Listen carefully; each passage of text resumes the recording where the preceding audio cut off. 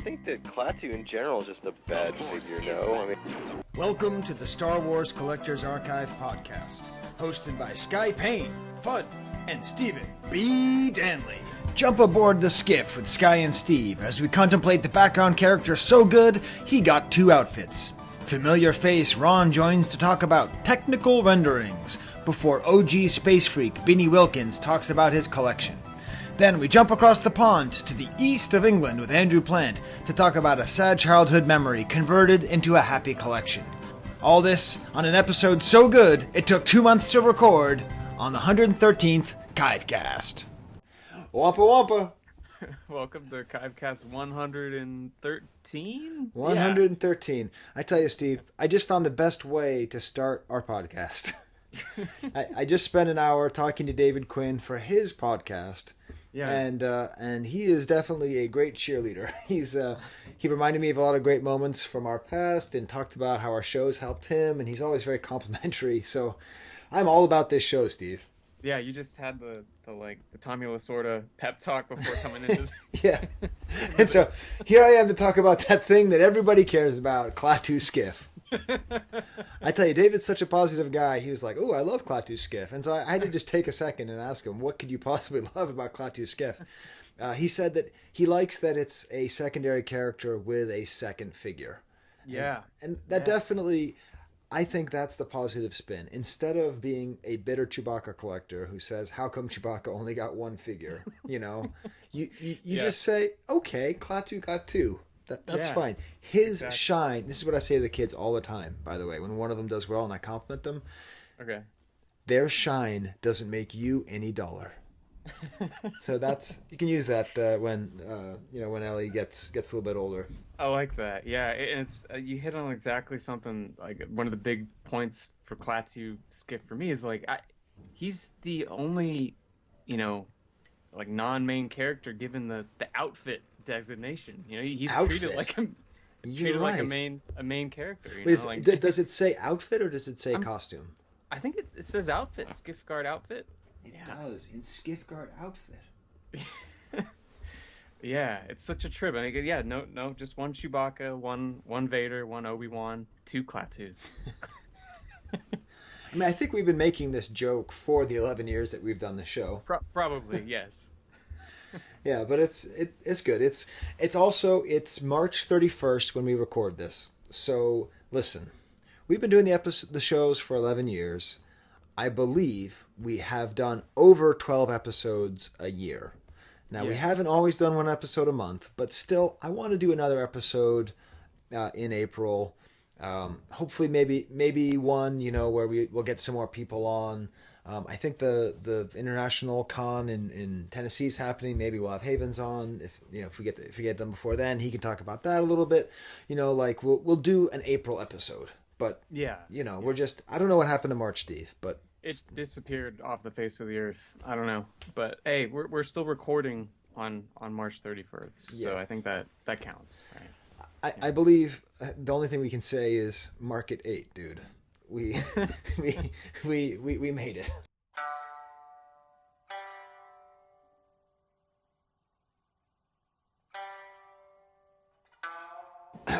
Sorry, is there too much ambient noise there? I think they just started running the dishwasher. I can only hear it when you're not talking. Okay, which is good because I'm always talking. It is so weird when I'm on another podcast because I can't turn off host mode. It's like, okay. All right. So here is my Skye-Ku for Klattu and Skiff Guard outfit.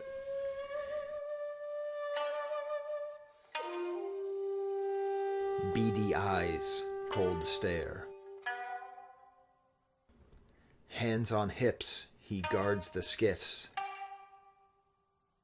in long underwear. Catchy Klattu. Now, I've never had a rhyming Skye-Ku before, Steve. That's groundbreaking, yeah. But it happened to be the best, because we're going to be talking to Ron Salvatore later as well, who came up with the idea that he's actually in long johns. Yes. But I've always called long johns long underwear. So just Yeah, beady okay. eyes, cold stare, hands on hips. He guards the skiffs in long underwear. It was just too funny of a like. I think that Yeah. might actually be just a good poem. It's not much of a Skye-Ku. Right. But Yeah, yeah. No, that branches into just like, yeah, pure poetry, standard comedy, a whole mix there. That's good. but he I like definitely it. has the most beady eyes of any. He looks like one of those. Like he looks like a little dog, right? He looks like a little Yeah. like one of those like little tiny dogs, like a small poodle. I want to say like the little beady eyes and the. Yeah. No, you're right. But he definitely has the like toy poodle eyes. Uh, that's what that should have been our woof character when we did the card back. We should We a did, didn't beady we? we did, but it wasn't one of those beady eyed little dogs. I think it was a Boston Terrier or something like that. But yeah, that's funny you mentioned that. Wow, Steve, we're really cooking along here. This Yes. I was saying this on David's podcast. You having a bedtime for Ellie is probably good for our show I because think it is. Yeah. it keeps us kind of cooking along because we don't really need to go all Gargan Largan. I mean, sure, the baseball season starts tomorrow. Sure, right now we're technically tied in the fantasy baseball league. For the only time in the Only whole time. season. The only time that'll be the case. Yeah. All right, well, All right. I do see some behind the Steve stuff on here. I don't know what any of it means. Steve, let's go behind the Steve. So, Okay. what Well, is the behind the Steve? so the one kind of fun story about Klaatu Skiff is that the character was played by Billy D. Williams' son, Corey D. Williams, Really? and not necessarily initially by design. And the main thing about this is that so when they were shooting all the stuff in the desert, they needed a stand-in for Lando, so Billy D recruited his son, convinced him to take the job, basically just being his stand-in. So he does, I think he even does a couple of stunts in Lando's Skiff outfit, but that was the initial thing. But I think we talked about this back on the Lando Skiff episodes, that so many of the stunt guys were getting injured all the time that they just needed someone to play Klaatu Skiff, and ended up being Corey D. Williams just because they needed a guy in the suit. Wow. So yeah, and the funny thing too is I think one of the main ways that got him to go out there, at least his dad convinced him, was that he was in a band at the time, and so he got his friend, I think his name's Stephen Constantino. He said, "You guys can come out, you can stay with the crew, and when we're not shooting, you guys can just jam, record, do whatever you want." So they brought all their equipment out there, and they were having jam sessions in between shooting the Skiff scenes. And then his friend ended up playing one of the Gamorrean guards. So there's a great picture of them together. Really?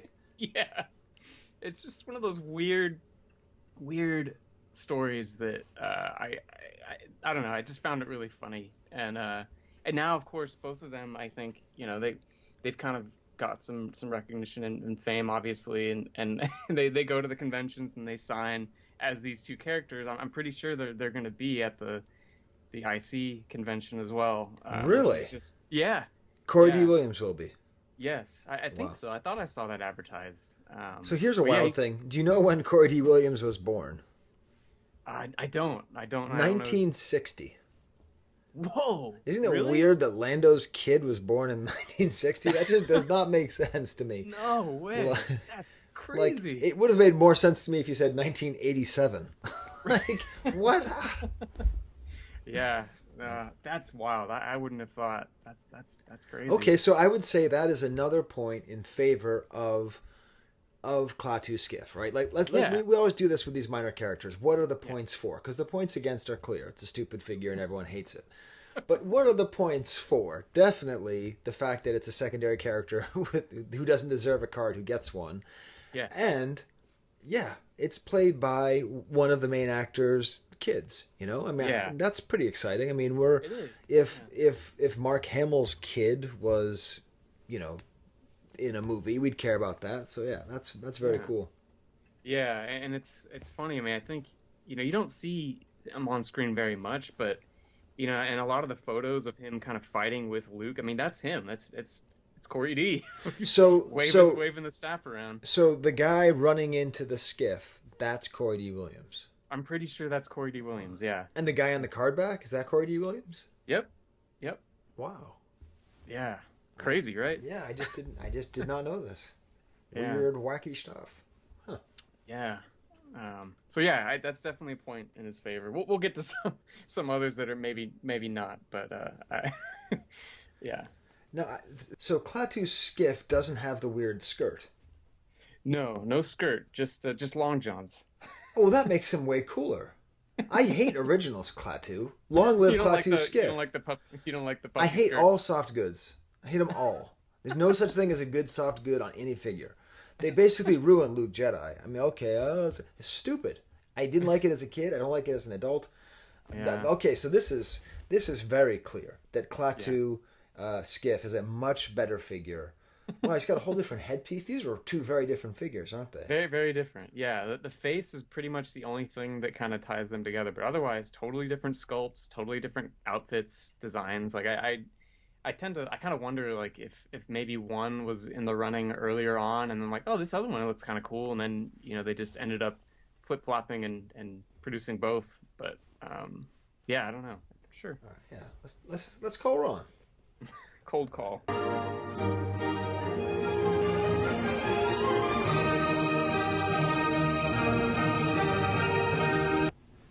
Okay, well we got a hold of Ron Salvatore, which we called him 20 minutes early, so he's not quite prepared for the show. But we'll have to. Ron, are you doing okay over there?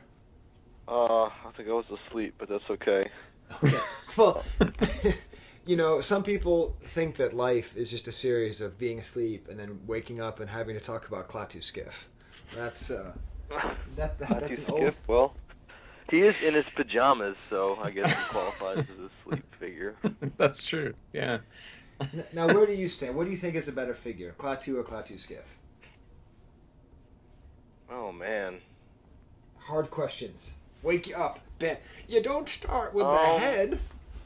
I think that Klaatu in general is just a bad figure. No, I mean, when I was a kid, like Klaatu was like the down market Gamorrean guard. Like it's like if Gamorrean guard was not on the pegs, like you could buy a Klaatu and sort of feel like you got the other green guy, but it was just like not the same as having a Gamorrean guard. And then I do remember when they released the Skiff one being like, even as a kid, sort of confused that there was another Klaatu.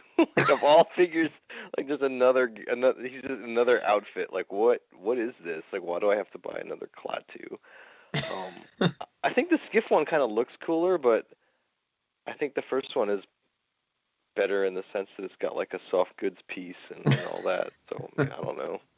Well, I've decided I'm against soft goods. I am liking the Klaatu Skiff because it looks a little bit like Sonny Corleone when he takes his jacket off and he has the suspenders and the vest on, and he's got like the gun. Like he has a little bit of that Sonny Corleone vibe going. You know what I mean? That is like stretching it to the nth degree, man. God, Klaatu Skiff to Sonny Corleone. He doesn't even have suspenders, and yet you're trying to pretend that he has suspenders. They're kind of suspender-ish. Okay. Look what they've done to my droids.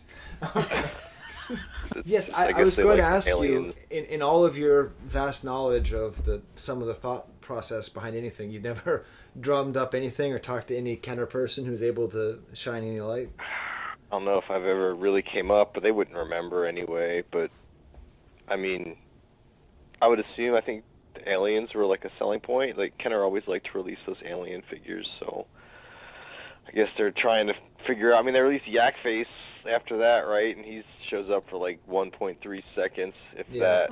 But at least it's unique. Klaatu's like just a repeat.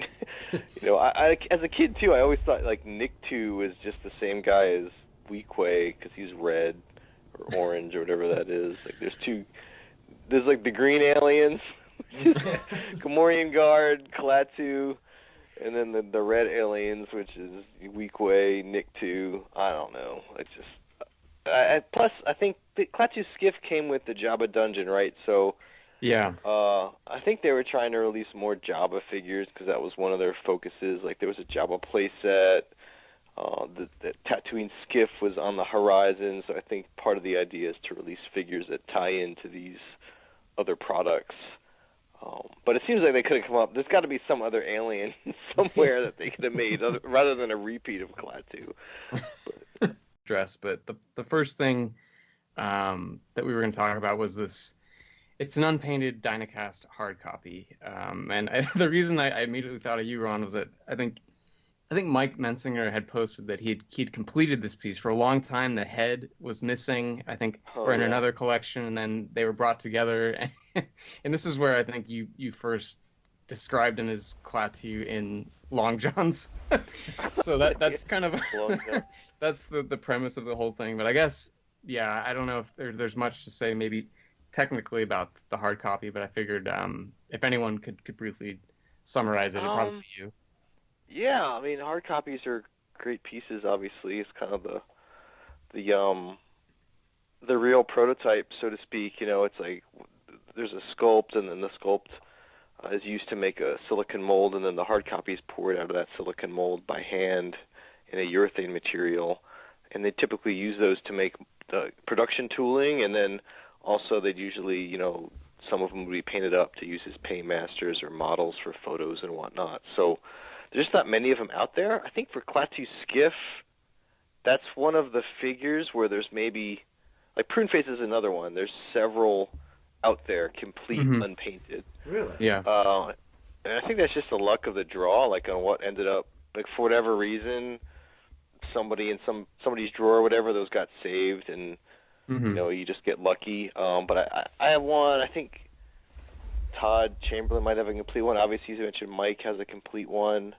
And that's a lot right there. That's 3. Yeah. Yeah. And there may be another one. I don't know. And it's just a great piece. I think that might be one of the first complete hard copies I got, probably from a sculptor. And I think I got it complete, so I had all the pieces at the time. And, Dynacast was what was typically used in that period for hard copies. It's like a green urethane material. It's a little bit like ceramic when you touch it. And, just a really nice piece. I mean, obviously sculpts are probably at the top of the hierarchy for figure prototypes, but hard copies are, right behind that. And it's just, you don't see them for sale, and they don't exchange hands. I think, was it Vectis auction 3 or so, a couple of years ago, a year and a half ago? Right. Those are the ones from the UK. Is that right? Yeah, right. Yeah. And I actually ended up with at least one of those. How are you still buying hard copies, Ron? Don't you have them all? I did a trade a while back, and I ended up with the Bib Fortuna from that deal. That was probably the only time that I can remember. Maybe I'm missing something, but I only remember that in recent memory that they've been publicly available. Yeah. And I think the prices were, there was an Emperor's Royal Guard, a Rees, maybe? Was it a Rees? The Emperor's Royal Guard, Logray, and Bib Fortuna? That sounds right. Yeah. Right. Yeah. So I think the Bib went for like 60 grand maybe, and the Emperor's Royal Guard went for 55, something like that. But a lot of money, right? That's a lot of money for an item. So you just don't see them, and I think that it's a weird thing. It's prototypes in general. It's a weird thing that I think people like me, or maybe like Brock Walker, is aware of what those things are worth and what they are. But because they're so scarce and they just come up so infrequently, I think there's a lot of collectors that don't understand it, and they'd rather have a proof card or a first shot because they understand that sort of. But the prototype, the hard copies are just kind of in this more obscure niche where there's like, people sort of get that they're really good, but then it's like there's only a few people, it seems like, that really understand what they are and that it should be worth a lot of money. So I almost feel like they should be worth more than they are, but there's just not, they don't have a kind of market absorption or a market awareness that makes them more valuable than as valuable as they should be. Yeah. Well, I bet if you put up a couple for sale, Ron, that would change. Yeah. I don't know. It's just kind of not worth it because it's just, I don't feel like the prices are there.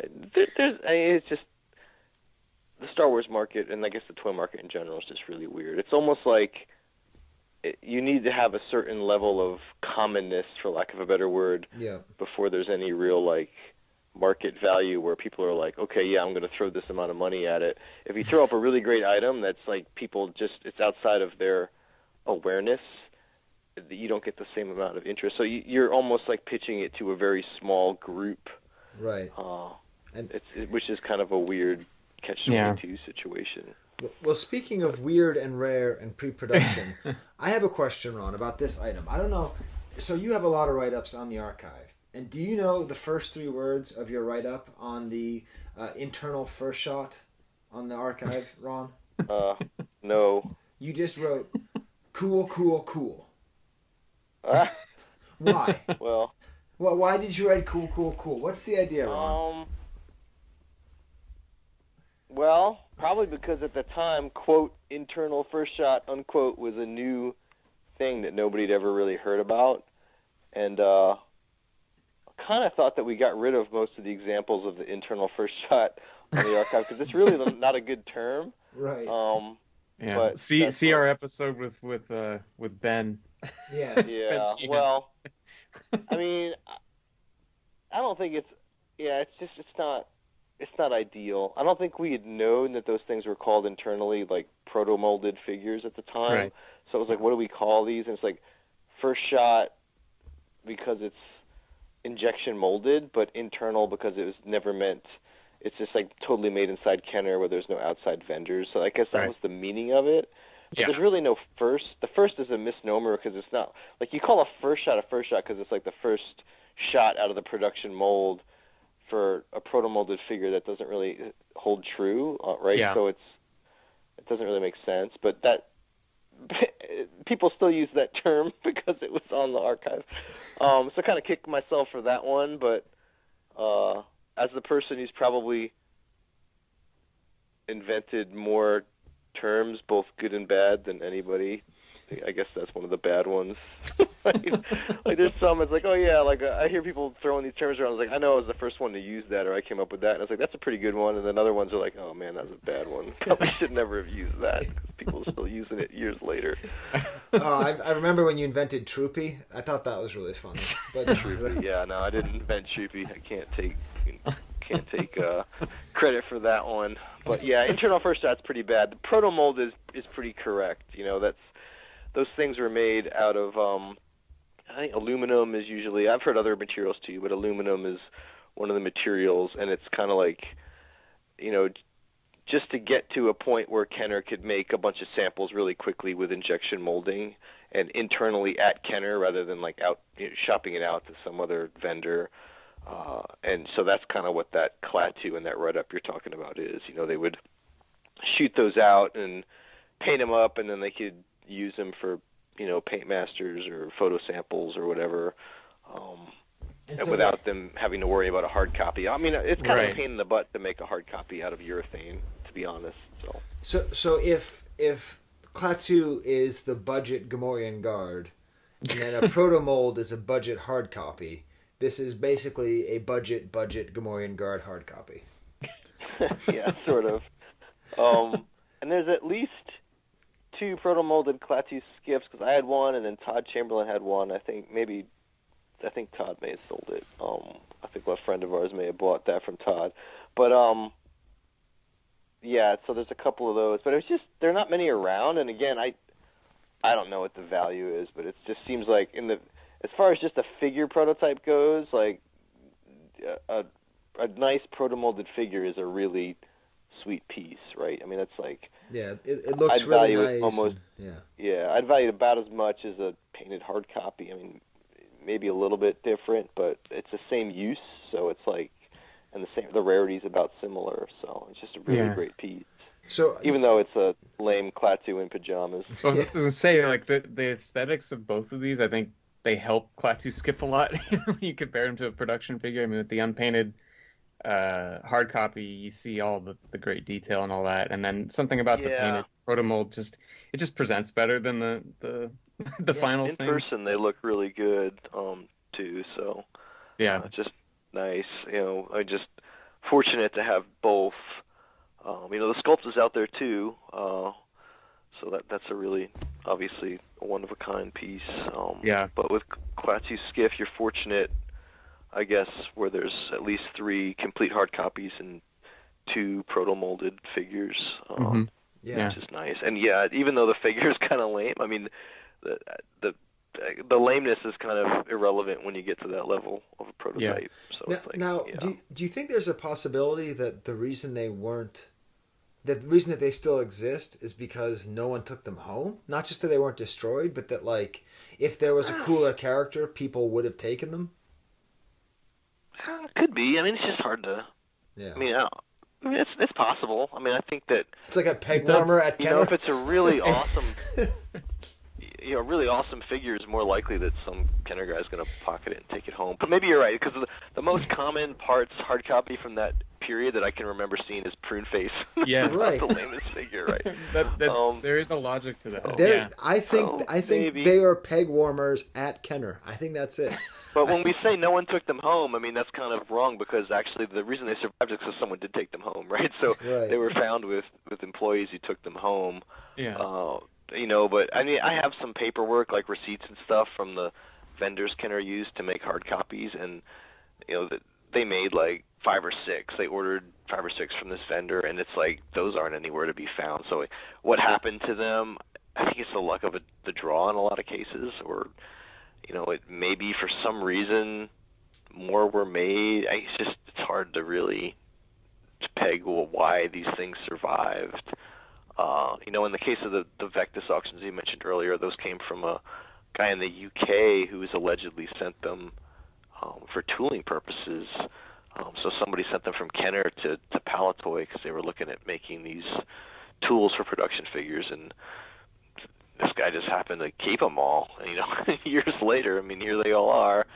The Earth had a huge find years ago of hard copies, but those are pretty much all painted, so it's a completely different use case, So, I mean, those came from probably someone who had them because they were saved for photography or something, and they got saved. But the unpainted ones, a lot of those came up through model shop guys or sculptors, and I think they were just laying around in the shop, and it's just hard to say. And the pieces got all split up, so it's like that's why when Mike Mensinger, he found the head years later, I mean, it's like, imagine all that stuff in the Kenner model shop at one point, and then it got split up, among 5 or 6 different people, and it's like some guys ended up with arms, the heads, and, not just hard copies, but sculpts too sometimes. Right. And just to put these things back together is sometimes a years-long process, even though, like, myself and some friends were the ones who found almost all that stuff. It was still found across a period of several years, and it got spread out, and then it's hard to put it back together. Dynacast diaspora.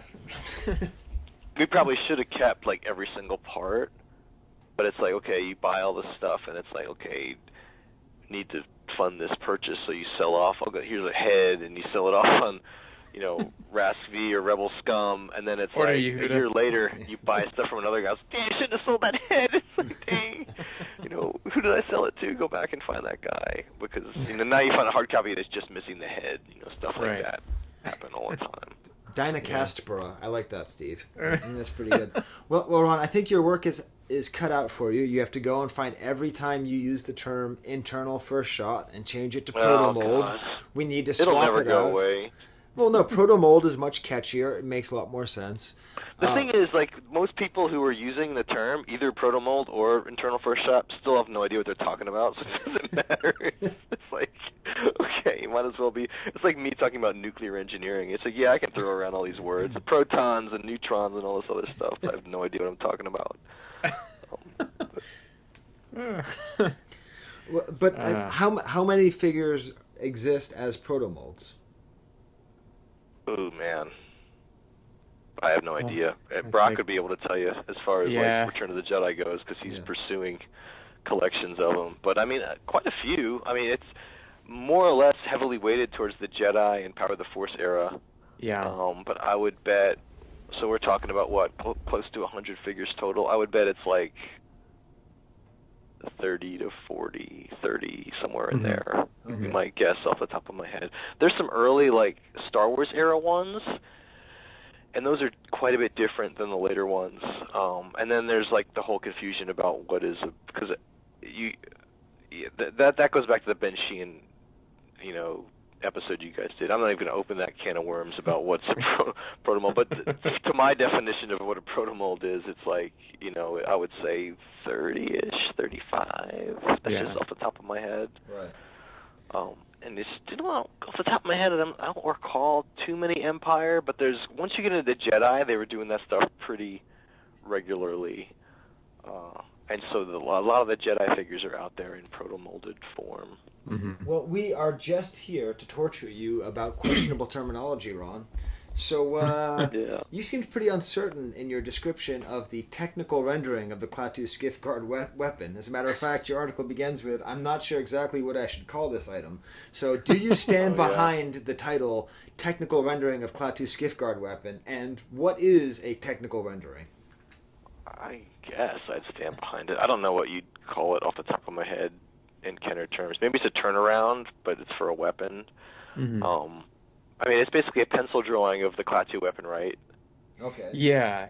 So I didn't realize. So you said this is a 2-to-1 scale. So is the actual drawing? It's not that big. I don't have it in front of me, but So it looks I think almost it's like a 2-to-1, right? blueprint. So It's a drawing of, it's, of the weapon. Yeah. That would be sort of what would go probably to the pattern maker to make the pattern, which was probably 2-to-1. I think. I don't have the write up in front of me, but so that the actual implement's like what, 2.5 inches. So I guess the drawing is probably 5 inches. Okay. Yeah, that helps. Probably or something. I mean, but yeah, that probably would have gone to the pattern maker to know exactly how to make this thing in wood or whatever they made it out of, and then that would go to tooling to make a tool, or they'd make a hard copy out of it, or however they do that. But so technical rendering, I guess that's a decent enough term. That's probably not what they called it internally. Usually if it's like a figure drawing like that, we call it a turnaround because it shows the figure from every angle, and I guess you'd probably maybe use the same term for the weapon image. Mm-hmm. But yeah, that's basically to give you every angle of it, so it's like all the measurements, and whoever's making this thing in 3D is going to refer to that to know all the dimensions. That's pretty much what that is. Well, the advantage of technical rendering is it doesn't get Total Eclipse of the Heart stuck in my head. So, turn around. It's a great song, Guy. It is. Stuck in your head. See, I mean, now it's just going to be tied forever to Klaatu Skiff. Sometimes you'd see those in blueprint form, like so they take that original and make like blueprints off of them, but that one is, I think, actually hand drawn, so it's not really a blueprint. Well, and the thing too about this, like, it kind of hits on that same thing, that so much effort was put into this character that he has his own. This is a unique weapon to Klaatu Skiff. So yeah, that's true. I guess when they released that weapon, that was because they he deserves it. He is pretty awesome.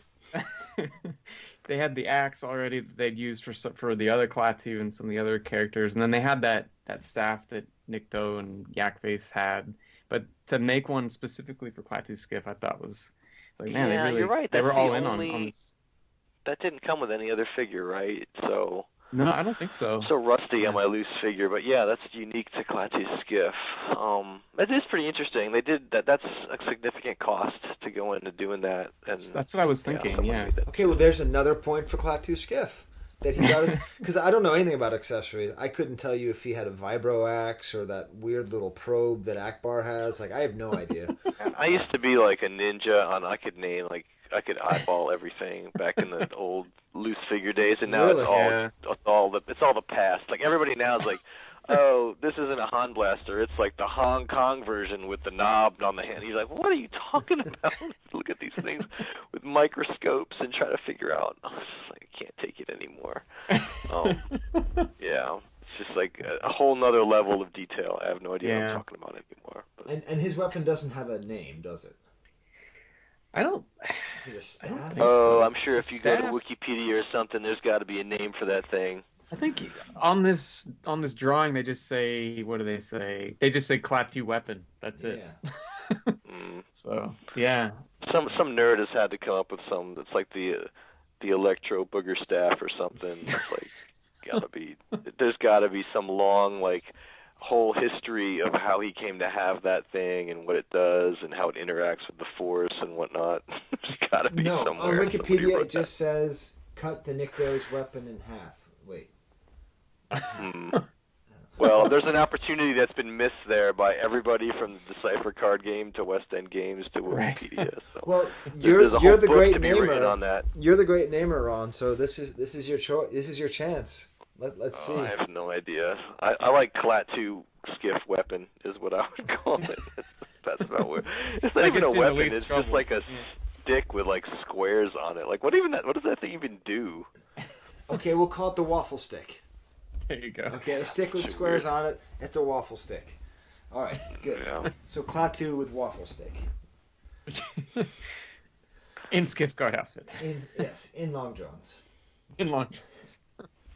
Wow. What else did we want Ron on here for? Or was that it? Well, that was the main thing. I didn't know if we wanted to talk about. We were talking about crazy market things earlier, and certain audiences going nuts for things, but we hadn't talked about. And this is something I'm hoping, because I can never catch up with anything that you guys can explain to me, is whatever the hell is going on with Topps cards. Oh yeah. Oh yeah. I don't know. That's one of the weirdest things I've lived through in collecting. Like. It seems to me, is it my impression or am I wrong? But has it tapered off a little bit? Like it seems like it spiked and then it's still going because people are listing stuff hoping to sell something to some chump. But it's like it doesn't seem as hot as it was. Right. Like So for people in the future or in the past, or me now. Yes. In 2021, Topps trading cards for Star Wars, the value has gone through the roof.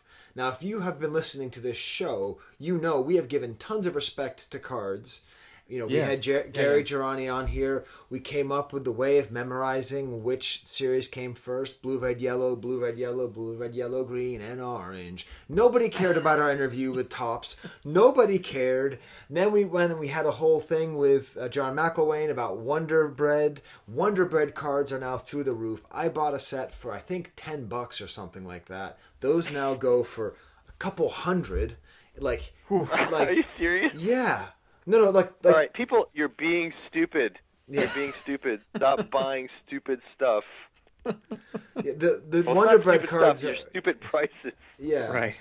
Well, that's the thing is the items are actually like, I would say that Star Wars cards are undervalued because they're very cool. But well, and they're one of those things that no matter how big of a fan you ended up being as an adult, that's something that everyone remembers. Like my mom's like, oh, I found some of my old Topps cards in a drawer. You know, like that's like one of those things that everyone had and everyone remembers them. I bet the original Blue series in particular of the top Star Wars is the most overproduced non-sports card ever made. I think that's probably accurate. They're everywhere. It's just like they're really common. But the most amazing thing is, and I should have seen this obscenity coming, because a thing happened in comic book collecting where there was an issue of the Batman animated series comic book that featured Harley Quinn. And that comic book goes for hundreds of dollars because that is the first appearance of Harley Quinn. Harley Quinn, who is a character that was created for a TV show. So her first appearance cannot in any way be in a comic book. But people just want money. They just want to spend money. So what's the first appearance? So they just believed this and they willed it into an existence. And so now they are saying that Topps card number 1 with Luke Skywalker as a stormtrooper is a Luke Skywalker rookie card. It is legitimately used that's all of the eBay things. I mean, that is worse than internal first shot by like orders of magnitude. Luke, I saw that Luke Skywalker rookie card. I'm like, what? Who is this person, and how can I kick them? Yeah, like, it's just like, what? Because how many Luke Skywalker cards were there in the first set? There are so many, and it debases the concept of a rookie card. It debases the concept of Luke Skywalker. But this is the problem, and maybe you guys aren't like this. I get it. Like, I saw a mint condition Luke Skywalker #1, and part of me was like, oh, look at that Luke Skywalker rookie card. Like my brain, I'm never going to buy it. It awakens something. Oh. I sort of get it, and then that's why people go crazy for the Wonder Bread, because they're going, no, wait a minute, Wonder Bread cards came out before Topps cards, so the real Luke Skywalker Burger rookie, King cards too. I mean, you should buy some of the Burger King action before you miss out. So the real Luke Skywalker rookie card is wouldn't it be the Chaykin poster from '76? That's not a card. Don't be stupid, Steve. I know, but you're talking about a first appearances thing, like that like with the Harley. I don't know. It's all silly to me. I mean, it's just like some kind of boom going on in collectibles right now, as far as like trading cards and NFTs and all these things. Or it's like, I don't know if it's related to. I've heard it compared to inflation on some things, or people are having a madness to invest in something right now, so they're trying to get their money into like these collectible things.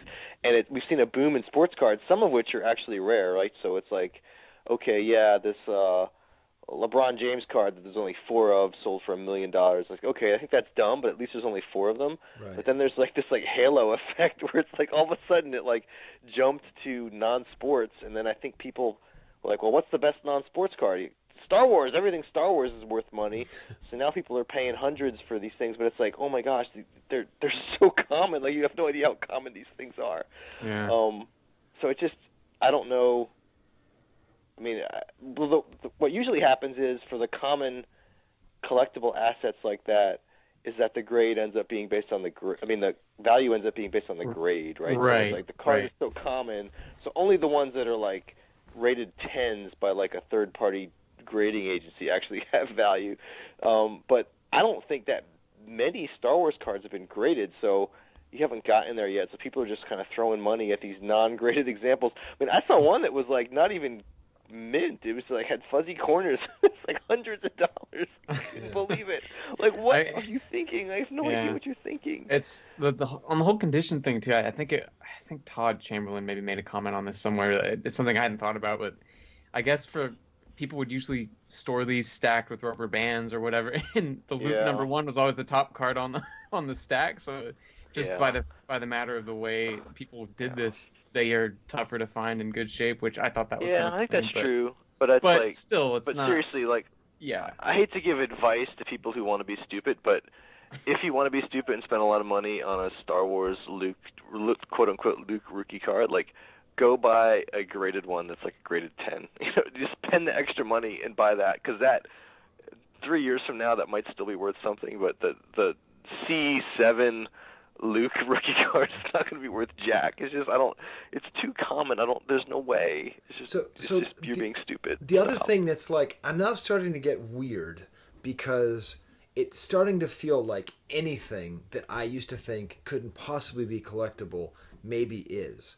Like, are we going to turn around and, like, a red card POTF2 Darth Vader is going to sell for $50? And we're going to go, wait, what? Yeah, I don't know. Wait, what? Like, I haven't seen the Mania. I haven't seen the Mania hit toys.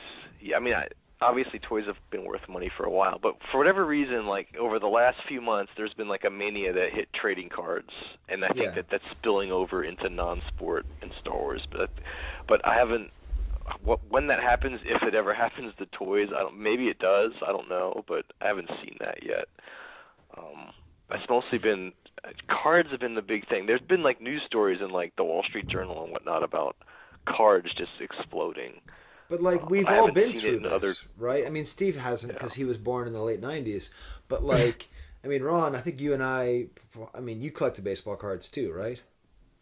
Yeah. Yeah, I mean, I collected huge, and like, hey, if you're looking for a complete set of 1988 Score, I have got you set. I have so many sets of 88 Yeah, but Score. in the sports world, though, none of that I don't think is really doing anything, right? It's like it is. It's all like good condition, like Will Clark rookie cards are still somehow. Yeah, but okay, so they like rated 10s, like.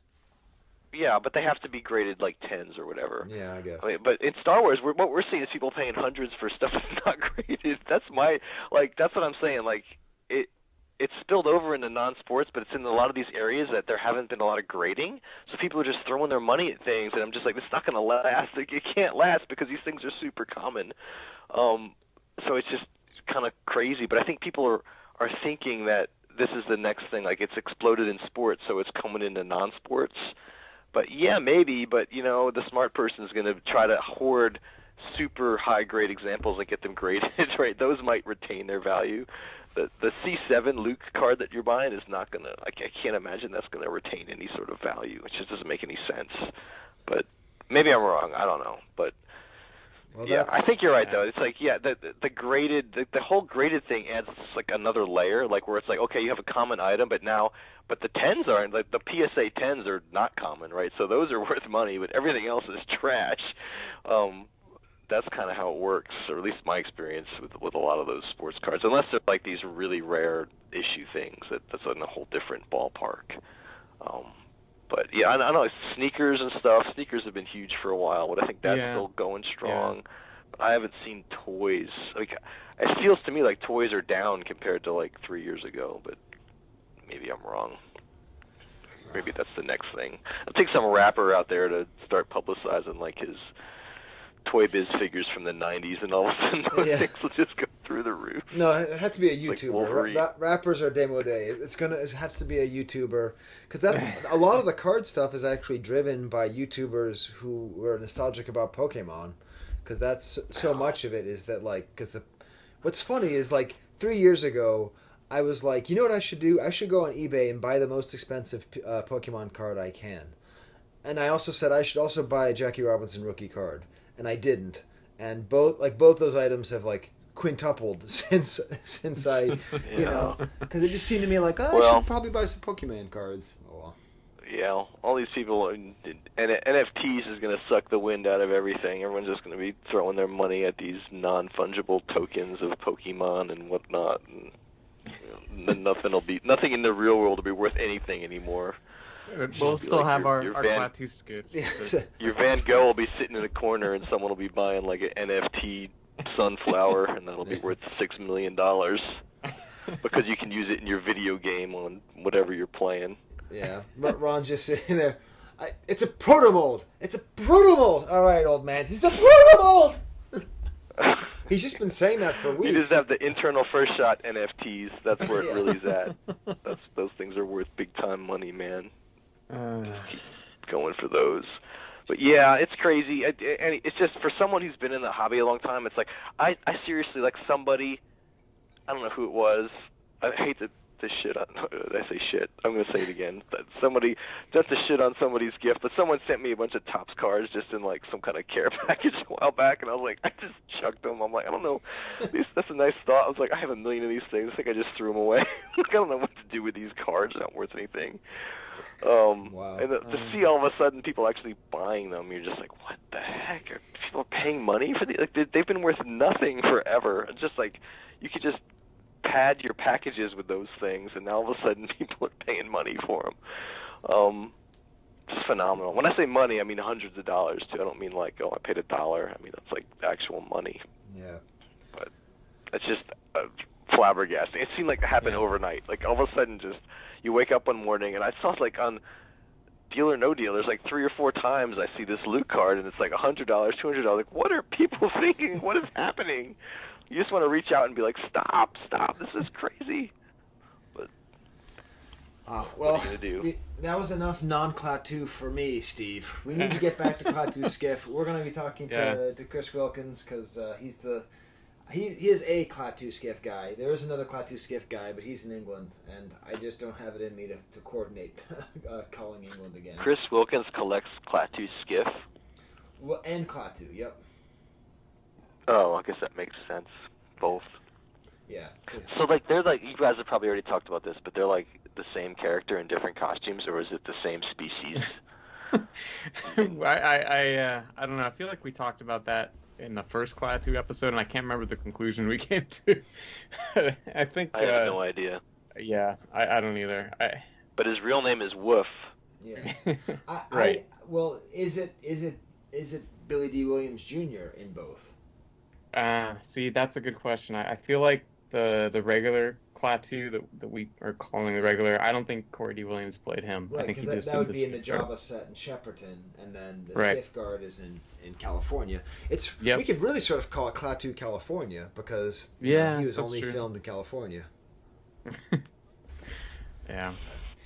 Klaatu Californication.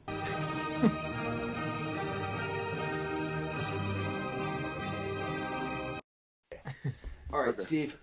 Chris started talking before I hit record, but we definitely have to have an introduction to Chris, Steve. Yes. Yeah. So I think, Chris, you are Space Freak number one. I'm pretty sure. Yeah.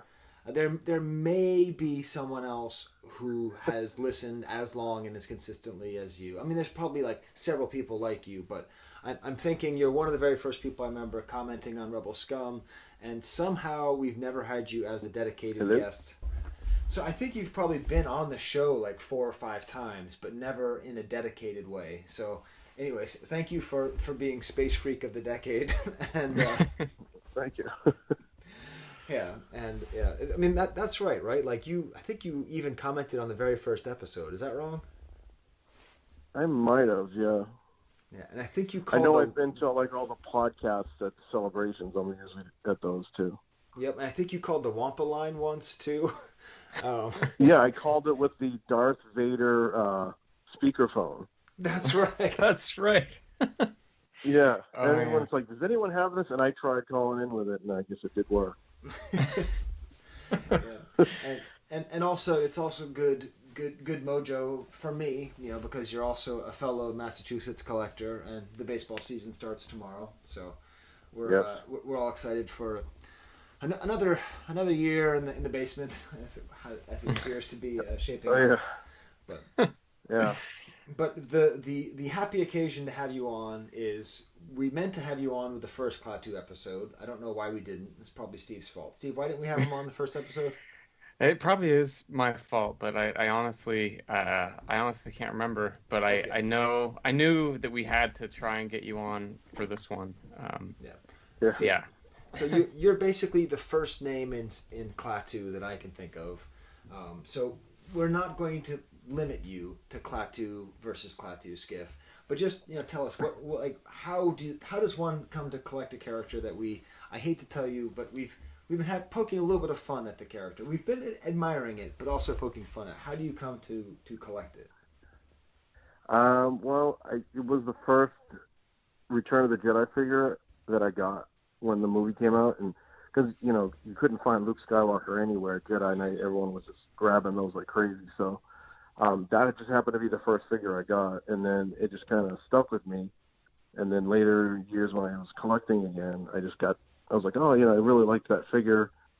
I thought it was one of the cooler Jabba's guys that were out there. And then it came in so many different variations too, with the skirt. First it was a thick skirt, then it was a thin skirt. Then you had your tan arms, and then you had your gray arms, and then the face is darker, and then. Well, I don't know about that at all. So these are all variations of the original Klaatu figure. Had a thicker skirt and a thinner skirt. Yeah, originally it had a thicker skirt, and then I think after the I'm going to say it was after the Emperor 65 back, they started going with a thinner skirt. So then, yeah, it was a thicker.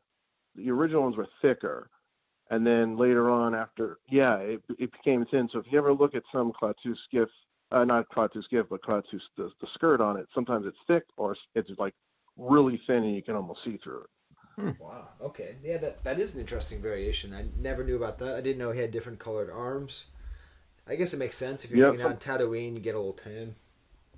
Yeah, sometimes for some reason I'm not as sure the 100% something in production, but sometimes you had like a tan arm color to the regular Klaatu, or it had the gray arm. And then if you look at some of them, sometimes they have like a darker face. Sometimes they call it I think it's a blue face yeah. So yes, and then I got into bubble variations as well, like on the Carter figures. Like sometimes they're a rounded bubble or they have a stem at the bottom. So I even got into that. Wow. So how long have you been sort of collecting? Have you always collected them at the same time, both Klaatu and Klaatu Skiff? Yeah, at first I started with a regular Klaatu, and then when Klaatu Skiff came out, I said, yeah, I might as well. It's, pretty much the same character, just a different outfit. And then I started trying to find more Klaatu Skiff stuff, like the Halloween costume with the Revenge of the Jedi logo on it. And then I would find the MIscard with the the Trilogo. Sometimes it would have the Skiff guard. So I got into that too, and then trying to find all sorts of variations of MIscards on it. And yeah, that's something that Steve brought up for later in the episode. Steve, you're still there, right? Yeah, I'm here. You're just being more silenter than usual. We got the screaming baby, so I muted myself. Okay. I love the idea of the MIscard of Klattu and Klaatu Skiff, because I can just sort of picture someone just being like, no one cares. No one. There's just. It was like the end of their shift. They're like, who cares? I want to get out of here. Now, just for my edification, growing up in the Boston area, where did you buy toys as a kid? Oh God, I think Child World was my place to go. Okay, I think I. And then yeah. And then sometimes Woolworths. I would go to the Woolworths in Boston, and some stores they would have them out, and then sometimes they have them behind that glass case. Okay. And then someone would have to come unlock the glass case so you could go pick out your figure. Oh, that's awesome. Yeah, for me it was always Ben Franklin's. That was Ben Franklin's and Ames. Okay. Those are my local places. Listen, Steve, we talk about the same goddamn KB toys in Santa Barbara almost every episode. Can I talk about Ben Franklin? Please. Okay. Please. And every once in a while, the only Toys R Us was in Winchester or somewhere that way. There wasn't one in Cambridge anymore. So that was like when I was really lucky, we'd get to like drive over the hill. It seemed like it was 1,000 miles away. I now realize it was like a 10-minute drive for my parents, but that was, I guess, too much. Okay, so that's kind of how you get into the Klattu. So how long have you been in the Klattu game? Probably for about 12 or so years, I'd say. How did this one little, character get so much, play and, on other stuff like cups and plastic bowls and stuff like that, and Well, let's get into that, Steve, right? Because that's one of the items you want to talk about, right? So in his unloved items, Steve brought up one of these plastic cups. I imagine this is the one that you're talking about, Steve, right? What's the deal with this cup? So this is the one that has both characters on it. I think we've talked about these cups with the Lando Skiff episode, maybe. And there's also an awesome image of Lando Skiff on this cup. But I hadn't seen the two characters. So this is a Pepsi cup, a Coke cup. What is this? I think it's Coca-Cola, right? Is that Chris? Is that right, Chris? I think it is. Yeah, I actually just picked that up at Celebration Chicago. I saw it, and I picked up like 2 cups, and Jared Clark had pointed it out to me. He goes, "Hey, I know where there's a Klaatu thing on a cup. You got to go see it." And then, so I got to thank Jared for pointing that out for me because I would have never saw it. Yeah, that's 7-Eleven. Yeah, so there's 7-Eleven That's right. Coke cups. Yeah, this is an image which it has to be described. It somehow makes Klattu and Klaatu Skiff look so awesome. The weird thing is the spacing of these characters. It doesn't look like it's made. It looks like a cool outtake from a band photo. So you have Klattu front and center. Behind him, 2 Jawas that are partially obscured. And then there's a little space. And almost like on the inside sleeve of Sticky Fingers by the Rolling Stones, where I think Keith is off to the side a little bit. You have Klaatu Skiff off to the side, just being cut off, like the cool guy who's a member of the band but not quite in the picture. And then I don't know, one of the Ishi Tib maybe is the other one there. That's right. One that never made it into the vintage era. Yeah, this is a very cool looking. Some artist was just like, I don't care, I'm making Klaatu cool. Wow. Yeah, he thought he had a bigger role in the film or something, and then. And then on the back of this, it has this majestic rendering of Lando in his Skiff guard outfit. He's just kind of posing there with the wind blowing in his hair. It's very Billy D. Williams, maybe more so than Lando in this image, but yeah. Wait, that makes this cup a father-son cup? It does. Yeah, That's It pretty does. cool. that's amazing. We were just talking about baseball cards with Ron, but Topps used to always have these father son, like Bob Boone and Aaron Boone or whatever, Yeah. like the different fathers and sons who are playing at the same time. That's essentially what this is, Billy and Corey. Now that would be cool Yeah. if you got this cup signed on both sides. I actually got Corey's autograph at a show some years ago. I told him I was a big Klaatu collector at one of the celebrations, and yeah, he's a really nice guy too. Corey's a pretty laid back, very easygoing guy. So So he's not one of those people that you meet them and you get disappointed. He's pretty nice. yeah. Yeah. So he didn't really react. He was just like, okay, cool. You collect Klaatu or Oh no, he's very much into talking about his time in the movie and what he did and all the fun he had. He loves it. He's not one of those that doesn't want to talk about it. He'll talk about it. everything working out there? Yeah, can you hear us? Yep, still sounds good. I can hear you. Okay, good. If you had to choose between Klaatu and Klaatu Skiff, who do you think is cooler, Chris? I go with the original Klaatu just because he came with the nice cloth goods. God damn it! And I kind of thought what was going to happen was a lot of figures were going to have really good cloth goods, and then Han Trenchcoat did, and there was a few others, but I thought we were going to get a lot more in the line, but not as many as I had hoped. Well, I was just telling Steve how much I hate cloth goods, so it's very funny. Both you and Ron, because we had Ron on a little bit earlier, both are just like, oh, obviously the original Klaatu because of the soft goods. So I'm very much opposite. I like the sleek lines of the Klaatu Skiff. 'Tis a nugget from the archive. 'Tis a nugget Oh my god, they're gorgeous. from the archive. Instances like this where both characters are featured in the item in some way. So you talked about do you have the Trilogo with the different figures on there? So it's the Skiff Guard card with the regular Klaatu on the card? Is that right, Chris? Yes. Yeah. Okay. And is it ever the other way around? Yeah, that was going to be my question. Is the reverse possible? You know what? I'm trying to remember if it was done the other way. I'm not sure. Is there a Klaatu regular Trilogo? There was. I do have a Trilogo Klaatu on the correct card. Okay. Yeah, but there was the MIscard with the Skiff and then the regular Klaatu. Okay. But I've never seen it miscarded where you have the Skiff figure on the regular Klaatu card. I don't think. I guess Klaatu thinks he's just too cool for Klaatu Skiff. I guess. He gets to hang out in the palace. He doesn't have to run around in the desert. It is true. Klaatu lives a much better life. And that's the other question, Chris. Is Klaatu a species or is it the same person? Just what do you think? I think there's actually a shot of the two Klatus together from somewhere in Jedi. Okay. And they're in the same shot, or there's a picture. And I have seen that, and I only saw it like about a year ago. I was like, oh man! I'm like, when did this happen? Because you kind of think it's the same character or something, but there is actually a shot from Jedi somewhere.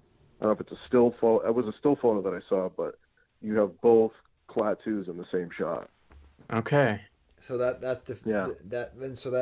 settles that. There are two different Klatus, and one of them has to go around and fight people in the middle of the desert on like a crappy ship, and then the other gets to hang around watching slave ladies dance around, gets to watch Gamorrean guards get eaten like popcorn chicken, just has some cool tunes to listen to, like the original He gets to have a cool dress that everyone thinks is quite nice, Meanwhile, Klaatu Skiff is in his long johns, just suffering through the wind and the humiliation, ultimately getting eaten by the Sarlacc pit.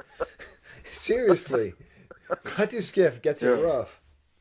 He does. And he really does. he's replaced by Klaatu half the time. He gets to go to Europe, I think the right? original Klaatu stayed back at the palace somewhere, and while the sail barge went out, he's probably still back at the palace going, "Hey, where's that barge?" Yeah, no kidding. He's probably. They go to Europe, and it's like, oh yeah, I didn't bring my own card, but is it cool if I hang out on yours? And Skiff's like, all right, yeah, fine. Where am I going to sit? I don't know. You'll find somewhere else. Yeah. Wow. Well, Yeah. that's another point for Klaatu Skiff, Steve. I think so. Now that Yeah. we know that he's like the oppressed sort of like, like he's like the Frank Grimes of Jabba's palace, He has to do all the work. Oh yeah. And let's not forget the B-wing skiff guard. That was one of my Oh favorites yeah. Yes. some years ago. Yeah, that Yes. for those of Yeah. you who are not longtime space freaks, another great collaboration between with Jared, where I don't know, how do we even talk about the B-wing skiff pilot? So I think we maybe I kind of hinted at it when we did the pilot episode a couple months back, but yeah, like I feel like it came about in an early episode in some strange conversation, and Jared had rendered this whole story and image set where the B-wing pilot's head was superimposed on all the Klaatu skiff images. Yes. And then Chris, you kindly gifted me a custom figure with the B-wing pilot head on the Klaatu skiff Yes. body, and yeah, it's one of those. It's got to be one of the earliest and weirdest pieces of Kivecast memorabilia. Like it was Yeah. born of the show, and you guys made it, and it's one of those things where I'll always laugh whenever I see that thing. Also, so I don't know if it's because I'm from Massachusetts, but I have like a very like I'm fascinated by different Massachusetts accents. So I think it was Anthony D'Amata. I said talks just like Dane Cook. Do you remember that, Steve? I don't know if you've told me that before. I'm pretty sure I did. But Okay. Chris, you throw off a pretty strong Stephen Wright vibe, right? Yeah. Okay, because I was like, guess so. I was like, I hope you've heard that before. And that, I mean, obviously Stephen Wright is maybe the funniest Bostonian of all time, and there's a lot of funny Bostonians. But I was like, if he tried to do a Stephen Wright impersonation, I think people could actually believe it's actually him. 1966, I'm in Little League, I'm on first. I steal third. I went straight across. Earlier in the week, I learned that the shortest distance between 2 points was a straight line. So I argued with the umpire that second base was out of my way.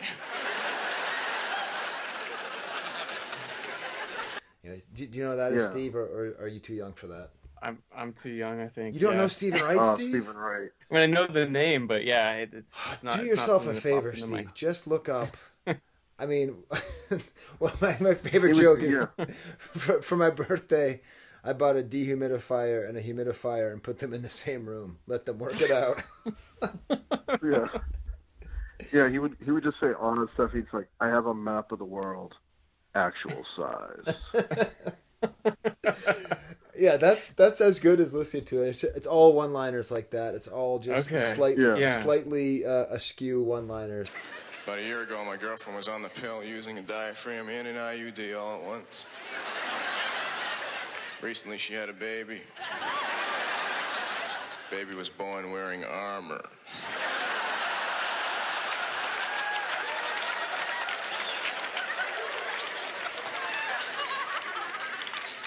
I wear eyeglasses during the day. Yesterday, I was walking on the street wearing my eyeglasses, and all of a sudden, the prescription ran out.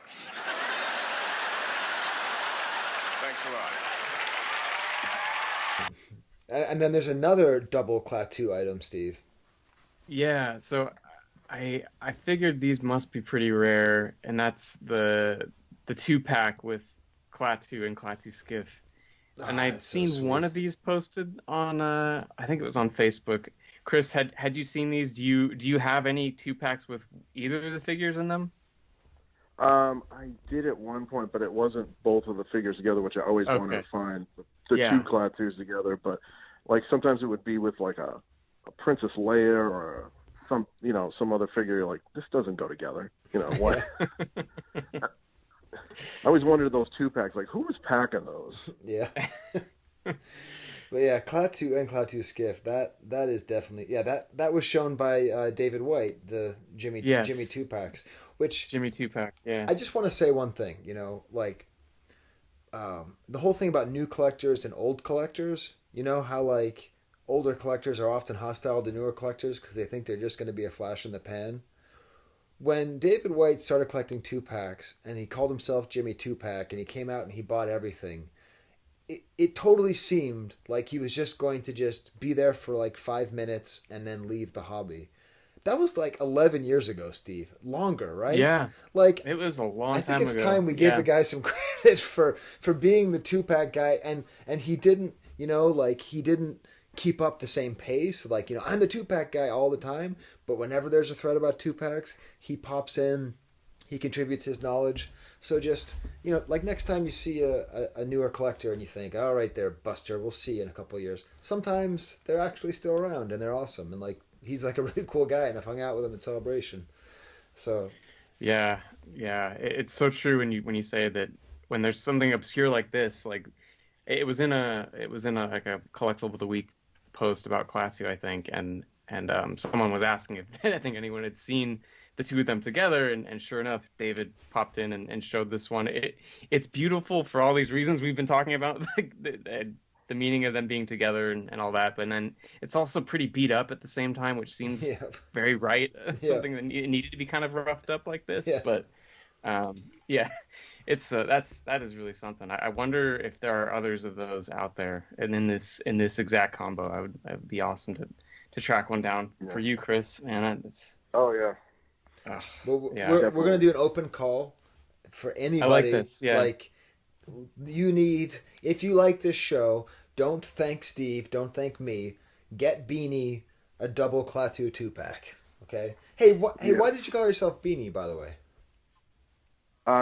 It's a funny thing. My friend gave me that nickname years ago. The first time I met them, and I was down in New Jersey, and this is back when I had a full head of hair, and they just said, "Oh, you look like Beanie." I said, "Who?" Vince Vaughn from Old School. And I said, "Yeah, I was getting that a few times that I used to look like Vince Vaughn when I had a full head of hair." Okay. And they actually got me a Speaker City T-shirt from Old School to wear when I would go down to the thing. Wow. And everyone would just... So the name Beanie stuck, so they thought I looked like Vince Vaughn in Old School. And it just stuck. Right. Okay. All right. Wow. Okay. Yeah. I so thought that's how I got the name. Okay. I mean, it doesn't mean no one gets to have cool nicknames anymore because it's all Facebook, and so now we just have to know way too much about each other. It used to be a lot better. It really did. Like, I think Facebook collecting is just as fun, like collecting, but like not knowing so much about everybody is probably better. Yeah. Yeah. Okay. So, and also just getting to have a nickname. I did that podcast with David Quinn, and I was trying to describe Derek Ho, but like he's still Uncle Gundy to me, and he just always will be. Right. And there's nothing. And even Jared is Zutton to me, right? Wasn't that his thing? Right. That was his name. Yeah, that's right. Now the super old school fact is, what was Steve's Rebel Scum name? Wait. Do you know this, Chris? Do you know Steve's original Rebel Scum name? No. Okay, it is the most... This is the equivalent of the Klattu on a Klattu Skiff card back. It is just the most Steve thing. Steve, what was your original Rebel Scum name? I think it was just Jedi Steve. No. It was which one are you Brad. talking about? What? Your original name was like Brad 1937. No. Yeah, it was. You had a name that wasn't Steve about? on Rebel Scum. It had Steve in there. What I remember happening is... When I first met you, Steve, your name was Steve, but your Rebel Scum name was Brad. Oh, I must be living in a different universe. I don't remember this. Okay, someone's got to fact check me. All right, fine. All right, we're way too deep in the back weeds. then you could make up so many different accounts. I would forget some of the ones I made up. Yeah. Too. I think I had one called the Cat's Pajamas or something. That was my screen name. And I think I had and then I think there was a lot of people that had Darth in front of their name. Oh, everybody. There were. Yeah. I didn't want to go Darth Steve. I remember thinking that. Darth and Boba. Yeah. Yeah. All right, well, see, now I'm curious, Skye. Like, I've been living a lie for the last... We'll see. We'll have to ask. But, Steve, you do have to put Ellie down to bed soon, so we definitely want to get... Pretty soon. We want to get to the lightning round questions and the market watch. So what do you want to do first, Steve? I guess why don't we hit the lightning round real quick? Okay. All right. So it's changed a little bit over the years. So maybe we can have fun asking. Well, you know what though? I don't think Klattu will change. I think that we've discovered that the C tier characters haven't really gone up in value. But Oh, no. we know that you know how the game works. But I'll say it for people listening for the first time. $1 Vlix. Market Watch.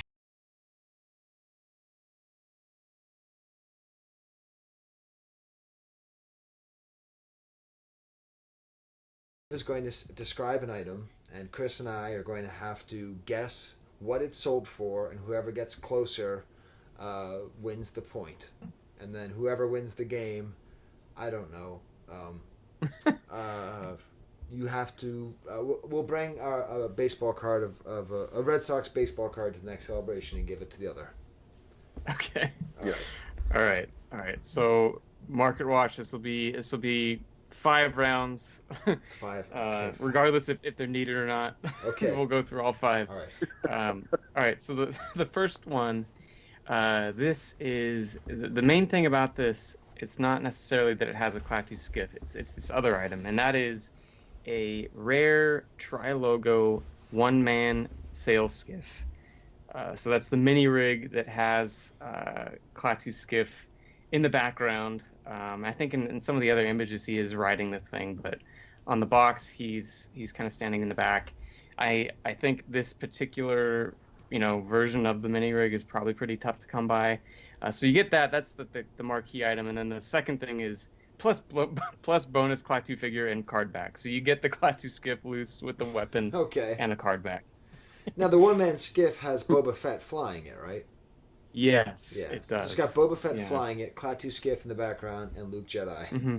That's right. That's Klaatu skiff is the very ugly friend along with the models. Like, oh, I don't belong here. Oh my God, you're going into that club? Okay, I should have worn different sweatpants. Okay, I can do this. Okay, all right. All right. So Skye, do you have a number that Well, you're first of all, thinking? do you collect this as well, Chris, or no?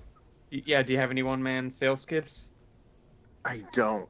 No, I had the AST 5, I think, original Klaatu Right. on the That's right. box. Okay. The 1-man sail skiff And then- looks cool though. That's a cool thing. Yeah. It is. Yeah. Okay, so All right. you keep saying the word rare, so I don't know. So That's just how it's advertised. Okay. I'm just assuming. But, I'm going to say $482. okay. And Chris, what's your guess here? I'd say maybe. I'm gonna just guess. I'll say like 110. It's been a while since. So $350. That was the end price. all Can right. I do math? Oh, Yeah. Okay, well, for something with Boba Fett on it, that's not too bad. That's Yeah. It's and it's I think. Yeah. It's unopened. I don't think it's sealed, but Wait, so, I don't know. Wait. Yeah. Okay. No, it is. It has the tape, so it is. It's a nice shape It's too. It's sealed. not graded. It's so all right. I got the point. Yes. Oh my God. So, you got Awesome. all right. All right. Up next, we've got. This is a graded Klaatu skiff 77 back A. So that's his debut card. And this is the debut Uh, card of the 77 back, right? What do you mean? This is the first figure we've covered in the 77 No. backs. No? We've been on the 77 backs for a while. Oh, okay. We're actually almost done with this guy. What's my trademark, Chris? All right. trademark is stupidity. Okay, so this one is. I was so excited too. I'm like, I know. this is a great point. I'm glad that we waited to have Chris until now because this is the first 77 back. We're almost done. Okay. Okay. Okay, so it's graded AFA 80. I think that's pretty much all you need to know. Clear bubble. It's not totally yellow. It's yellow wing, I'd say. Okay. So, I have my number. Do you have your number written down, Chris? Yeah. Oof. I guess I'm gonna say about $225. Okay. Skye, what do you think? Okay, I said 180, so it's a pretty small window between our two guesses. 250. So point to Oh. Chris. So you're pretty close. That's yeah. Now, what is Yeah, especially with the clear bubble. what is the most that you've ever spent on a carded Klaatu? If you're comfortable sharing. I don't remember. I want to say it was $200 something, but it was the Kellerman double sticker that they were selling years ago. Yeah. It was, Skye here. Please note that John Kellerman passed literally the day after we recorded this session. We broke this episode into 2 recording sessions, and we do address his passing in some detail at the end of the episode. So please don't confuse this fairly cavalier discussion of a great item from John Kellerman's collection with an avoidance of the discussion of his death. Okay, back to the episode. it was $200 something, but it was the Kellerman double sticker Oh, nice. that they were selling years ago. Wow. Yeah, it was the Okay. one from the book. Yeah. When they were selling all the Kellerman carded figures, and I had to have that Klaatu with the double sticker, so that's in my collection. So it had the coin offer and the Anakin offer? No, it had it had 2 coin offers on it. Oh, wow. Ah. Oh, and that's Awesome. that's Yeah. in the Kellerman book. Yeah, yeah. It's in the Okay. Kellerman book. Right. Wow. Yeah, I want to say it was it. I bought it. I think I'm trying to think how many years ago I bought that now. Yeah. But it was when all the Kellerman carded stuff went. Yeah, and he people gave were them to crazy. Chamberlain, and then Chamberlain sold them. Yes. And they were all purchased. Like, if you didn't buy them on the first day of the con, you probably didn't get them, because I believe Jeff Jacob bought like all of them. I think that was how it went. Is that right, Steve? That sounds I'm not telling right. short tales out of school. It's been like 8 years, right? I think that's what happened. Yeah. Yeah. Yeah, I think so. Well, dang. Okay, so that helps. That's I don't know. That's a fun It's some story. perspective. That's a really nice piece. Yeah. Yeah. So you can either get an AFA 80 one, or you can get the actual Kellerman one. Oh, that's awesome. Yeah. Okay. Yeah, so it's such a piece of history. I had to have it. So. Yeah. yeah, that makes total sense. Okay, so now we're 1-1. Okay. Yeah, you're tied at 1 here. Game 3, we've got. Okay, so it's a Trilogo Klattu Skiff with the correct figure on the card. It's not graded. It looks to be in pretty decent shape for a Trilogo. The bubble probably has a little bit of damage, but the card looks nice. It is punched, but otherwise pretty good shape. So Trilogo Klattu Skiff. What do you think? It's not graded? Not graded, no. Okay. Is it a bubble variation A or B? that I don't know. Oh, Steve, I can't possibly guess. This, yeah. I can't because the difference between actually, wait, you probably know the difference between the bubbles, I suppose, Chris. Okay, so all right, On the Trilogos, not so much. Okay. But the American ones, yeah. Okay, so All right. Skye, what do you think? I don't know. You're driving me crazy, you mookie thief. I guess I'll say 150. 150? Okay. And Chris, what do you think? I'm gonna say like 125 because I think they're not that hard to find. 115. Point, Chris. Yeah. What? I said 150. And he said 100. What? No, he's only $10 off. But I was only like $20 off. God damn. So you both were within range. I was but on the he warning got track that with that one. All right, fine. Yeah. Okay. All right. So yeah, Chris, you're pretty much right on with that. All right. Game 4 here. This is just a standard. It looks to be pretty good condition, loose Klattu Skiff with original weapon. Just a loose figure. Okay. What? Okay. All right. A loose figure. Yeah. Not graded. Just living his life freely. Okay. $20? So Skye, you say 20. Okay. Chris, what do you think?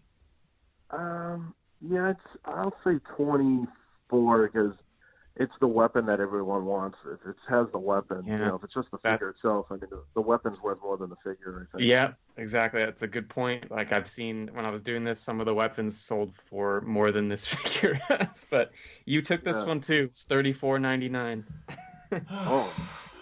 Oh. So technically, Skye, it's over, but Okay. we still got one item Next left one to go. wins it. Okay, so the next one is one that I think you had mentioned something you owned, Chris. This is a Revenge of the Jedi Klaatu Ben Cooper Halloween costume. This one, it's it's described as used. The box is a little beat up, but the costume seems to be intact. And this was actually, I don't know if I was going to have this be an Unloved thing, but I guess we could just talk about it now to condense things a bit. But one of my favorite things about this, so this was going to be, I had a couple different costume things. I had this in the ugly category as one of the weirder costume items for Klattu. But anyway, this is the Revenge of the Jedi version. So on his little Long John costume with his own face on it, it has the Revenge of the Jedi logo. Okay, that's a pretty nice item. Yeah. So let's see. And we agreed next one wins it. Okay. All right, Skye, what do you got? Ben Cooper. I'm gonna say a price range. So I'm gonna go between $25 and $500. No, I'm gonna say $80. $80. Okay. And what do you think, Chris? It's the Revenge one. I want to say 70. All right. Well, it was $39.99, so Chris got that one too. But it was quite a bargain for a Revenge piece. Yeah, that was pretty cheap.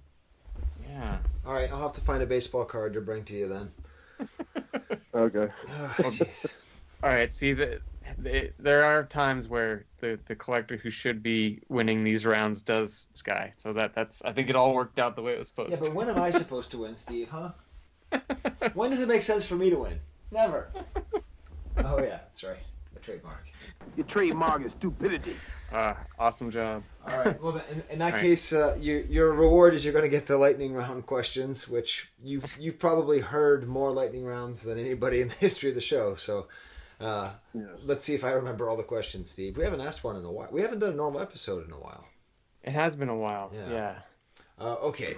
So I guess the easiest one. What is your favorite bad line from a Star Wars movie? My favorite one, I guess, when I was a kid, when Vader says, "I have felt him, my master." Huh. Wow. I don't think anyone's ever said a Vader line as a bad line. Yeah, it's true. Yeah, it just sounded creepy when he said it. Yeah, and really, today people would pick that apart. Oh, now he feels them. How does he feel them? The Force can feel things across. Okay. Yeah. Okay, so I felt to my master. Let's see.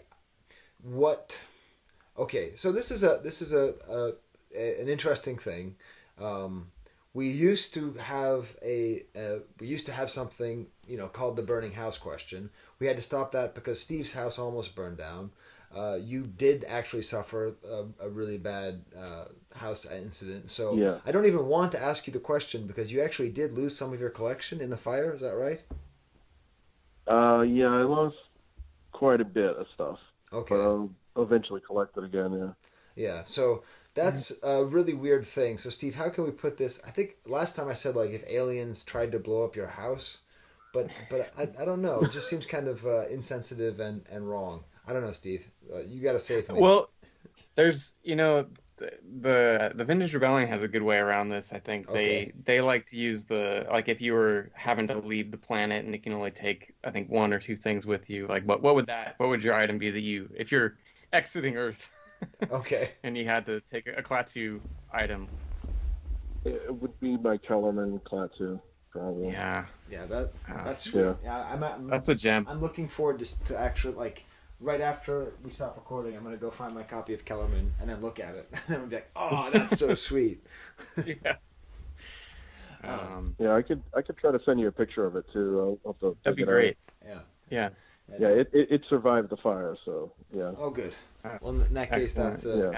that's a positive story. But yeah, I'm really thinking about it, Steve. That was not a great question to ask because we sort of asked it like a funny thing, but then it's like, weirdly enough, I talked to my brother Amos about my collection, and he just started talking to me about how I needed to fireproof my collection, and like he like wouldn't let it go. So I don't know. Maybe I should look into that. Okay, well in that case, the next question is much easier. What is your Grail item? Oh, I'd love to be able to get my hands on probably a prototype or something of that. I don't have any prototypes of Klattu or first shots or anything like that. I think something like that would be pretty cool. Awesome. Yeah, we've been talking. We talked to Ron. It seems as though there's a ton of Klattu Skiff stuff out there. I mean, a lot of stuff he's talking about are hard copies and things that are just ridiculously expensive. But still, it does seem like there's a lot out there, and there doesn't seem to be too much competition. I mean, we know there's... I think actually Steve sent me a message years ago about something. I think he had something, and I had totally missed the message. And I think by the time I saw the message, it was like 6 months later. Was it it was for the regular Klattu maybe? Because I don't know if I've ever had Klattu Skiff stuff. Yeah. No, it was the regular Klattu, and I think it was, I'm trying to remember what it was, and I saw it like 6 months after. I was like, oh, God. Oh. Well, I got the sense you almost missed the message to be on the show, so that was good. You didn't respond. Yeah. I'm like, I'm pretty sure he'd want to be on the show, so I'll just send him another message. So, far be it from me to criticize someone for not getting a message. That's Yeah, I've been just kind of running around I just got a new house, so I've just been running around moving stuff out of the old place, so that's why I apologize for not getting back to you. Yeah, no, so. I mean, you've been through a lot, Chris, so yeah, I appreciate making the time. And then of course, the question that takes people the most amount of time, if you were a Star Wars vintage item, not what would you like to be, but what do you think you would actually be and why? I think a Stormtrooper. Okay, why is that? Just because that was, I think, that was the first figure I ever got as a kid. Mm-hmm.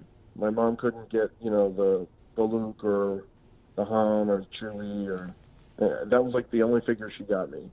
And then I got some money for Christmas, and then I went out and bought a couple more figures, but it took me forever to kind of get Luke. But I think Stormtrooper just because it was my first figure.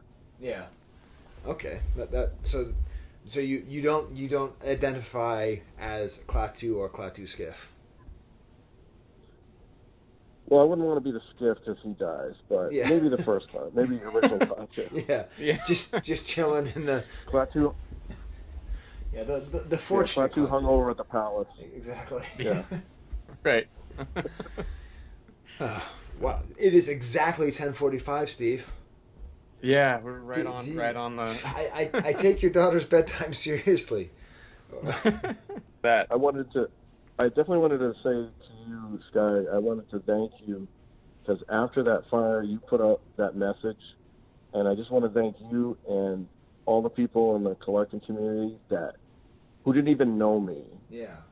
Just like donated money to help me out after that fire, and it really touched me a lot. Yeah. All these strangers, and I just want to say how you realize how great the community is when you meet people, but then when something like this happens to you, how it was wonderful. I can't even describe how what it meant to me. So I wanted to thank you for putting that message out there originally, and then people responded. So it really helped me out, and I just wanted to thank you and everyone in the community that helped out. Well, that's really great. I mean I recorded. When you come up to visit me someday, Chris, I'll show you the gas stations. I was literally getting gas, and when I read that happened, and I was just like, oh my God, like we have to do something. So I just put it out there. Yeah. And I didn't know that people were going to respond, because I don't know, because I think I just put it on the archives page or even just the Kivecast page. I'm not even sure where I necessarily put it, but it wasn't like it had the biggest audience, but it seems like everybody who saw it, contributed. And yeah, it really is what part of what makes this community so great is just like that people helped you out. So yeah, because it's really terrible. It's really terrible that happened. So I'm happy in some small way to bring some light to it. Yes. Yeah. Thank you. Yeah. Welcome. Steve, okay. We lost. First of all, there's someone with a weed whacker right behind me. So you're gonna hear that. So just deal with it, Kivecasters, because we have been trying. Okay. We've finished recording with Beanie like 3 weeks ago, Steve. I think it was. Yeah, it's been 3 weeks. Yeah, it's been 3 weeks, and then we decided, you know what? We love Beanie, but there's another Klattu collector who we know of, Andrew Plant, and he's in the UK. So we'll just schedule some time to talk with him. Hopefully, sometime when there's a weed whacker going behind us the entire time. I swear to God, if you're listening and that's annoying to you, I'm sorry. I'm not that sorry. It's kind of funny at this point. What do we call Klattu Skiff's weapon last time? Is it one of those that's causing the... Yes, Steve and I don't remember anything that we said 3 weeks ago. We don't know what we said. We will say that we're happy for this because some things have happened in the interim, both good and bad, and we're going to get back to those when we finish the episode. But before finishing the episode, we're now going to talk to a newer Klattu collector, someone who we've never spoken to before, Andrew Plant, and I'm going to try to get a hold of him. Isn't that right, Steve? Sounds good. Yeah, so we've had to cancel because I had to take my kids to the doctor. I had to take my kid to the hospital. I had to reschedule because I had a meeting. I had to reschedule all these things. So, all right, let's see if we can get a hold of them.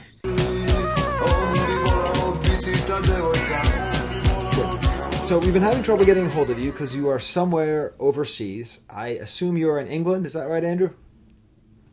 That's right, yeah. Okay, which town upon Sussex? I live in a town called Rotherham, which is on the east coast of England. Rotherham. So kind of near Wales? Your trademark is stupidity.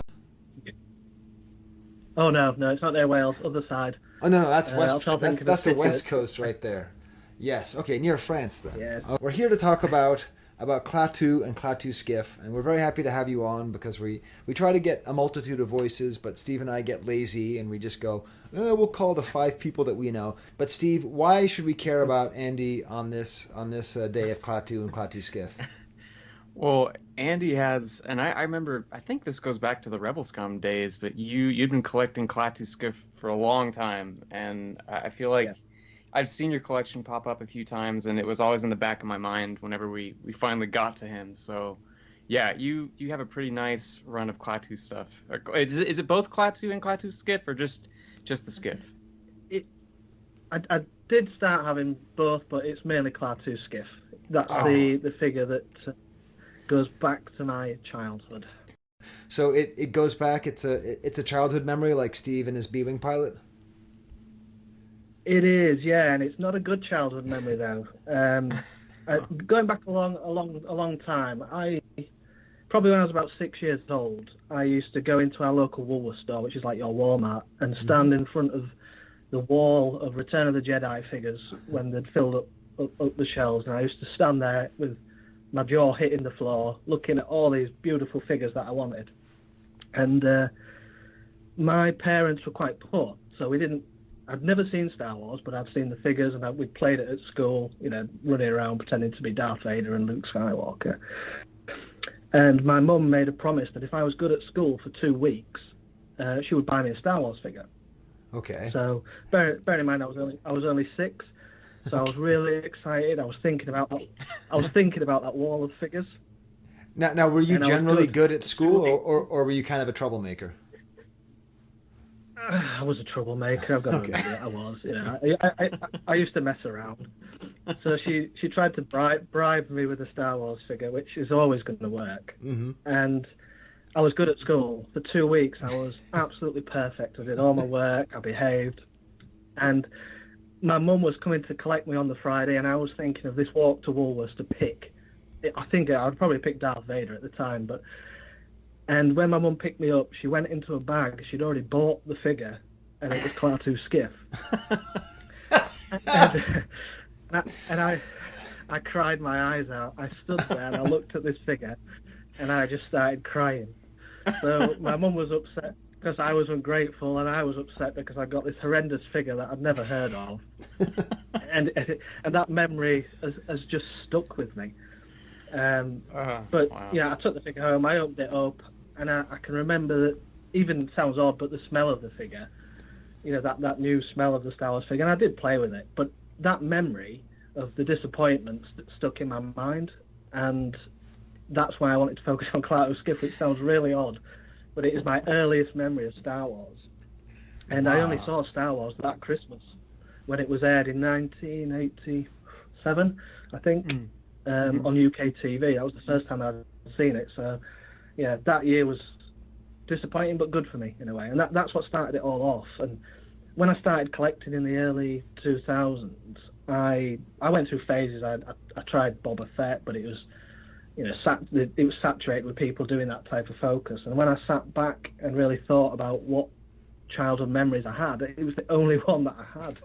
It was the only memory of that disappointment of Klaatu. So now it resonates with me. When I sit and look at my collection, it makes me smile, and I don't really want any other figure apart from that Klaatu Skiff in my collection.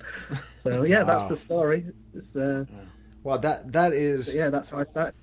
I have to say, we've been trying to organize having you on for 3 weeks now, and it is totally worth it just for that story. That is one of my favorite origin stories of all time.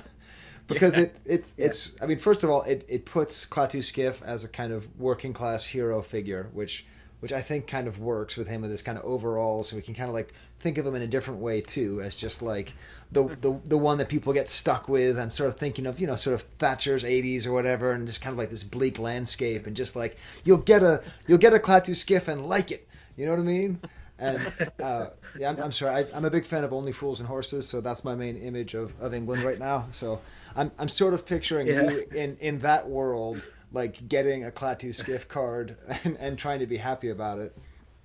But yeah, that is an amazing story. Yeah, I couldn't hold that in. I burst out into tears, and my mum was upset because obviously to her that was a lot of money. I mean, it wasn't a lot of money, but we didn't get toys very often, right. So she'd gone all out to buy me this figure, but she'd obviously gone in when the shelves had been completely depleted, and there was probably only Klaatu Skiff and General Medine left on the shelves, so she picked one for me thinking I'd be delighted, but no, I just remember it so clearly. I can close my eyes and just picture looking down at that Return of the Jedi figure and just crying my eyes out. It's also really sweet because you really sympathize with everybody, right? Like, it's such a great human story because obviously your mom was just trying to do her best to help you succeed in school and like trying to incentivize you. And then so you did play with it and you did enjoy it. Do you, was it like a good guy when you played with it, or how did it, if it was your only Star Wars toy, how did you work into your playscape?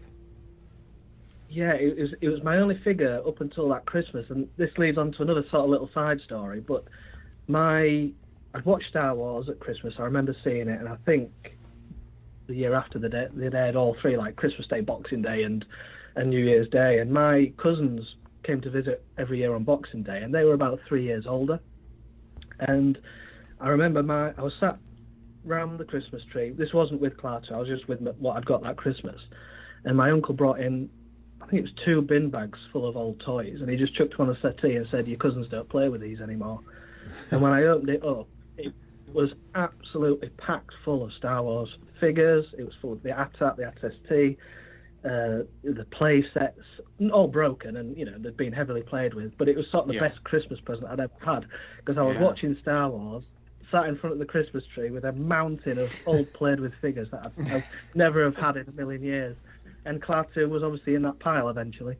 So yeah, that was the whole backstory to it. That's the only thing I can remember from Star Wars. And obviously, because of my age, I was pushing into 9-10 years old. Other figures and other things started coming in, like wrestling and He-Man and things like that all the other kids were playing with, and it phased out. But I'll never forget those 2 years where, you know, I got those figures, I got Klaatu, and that's what's embedded in my mind. Okay, and so then Return of the Jedi was always my favorite film. So I'm looking at it here now. I'm kind of looking at your collection from I think a Return of the Jedi group thing. So then what was the item in your collection that made it clear to you that you are now officially a big deal Klaatu Skiff collector? What was your sort of first real dedicated move? I suppose in terms of significance, it would be the proof cards. So, you know, the 77, 79 and the Power of the Force cards, they're the ones that are obviously more significant, in the production process. But still, just my ungraded Return of the Jedi carded Klaatu with a clear bubble is the one that I still go to, you know, the most just to look at, you know. Yeah. But yeah, I suppose the proof cards to me are, you know, the piece that I look at, I think, wow, you know, I've got an iconic piece of Star Wars history there that's related to the figure that I love. But yeah, the carded figures are the ones that trigger that memory.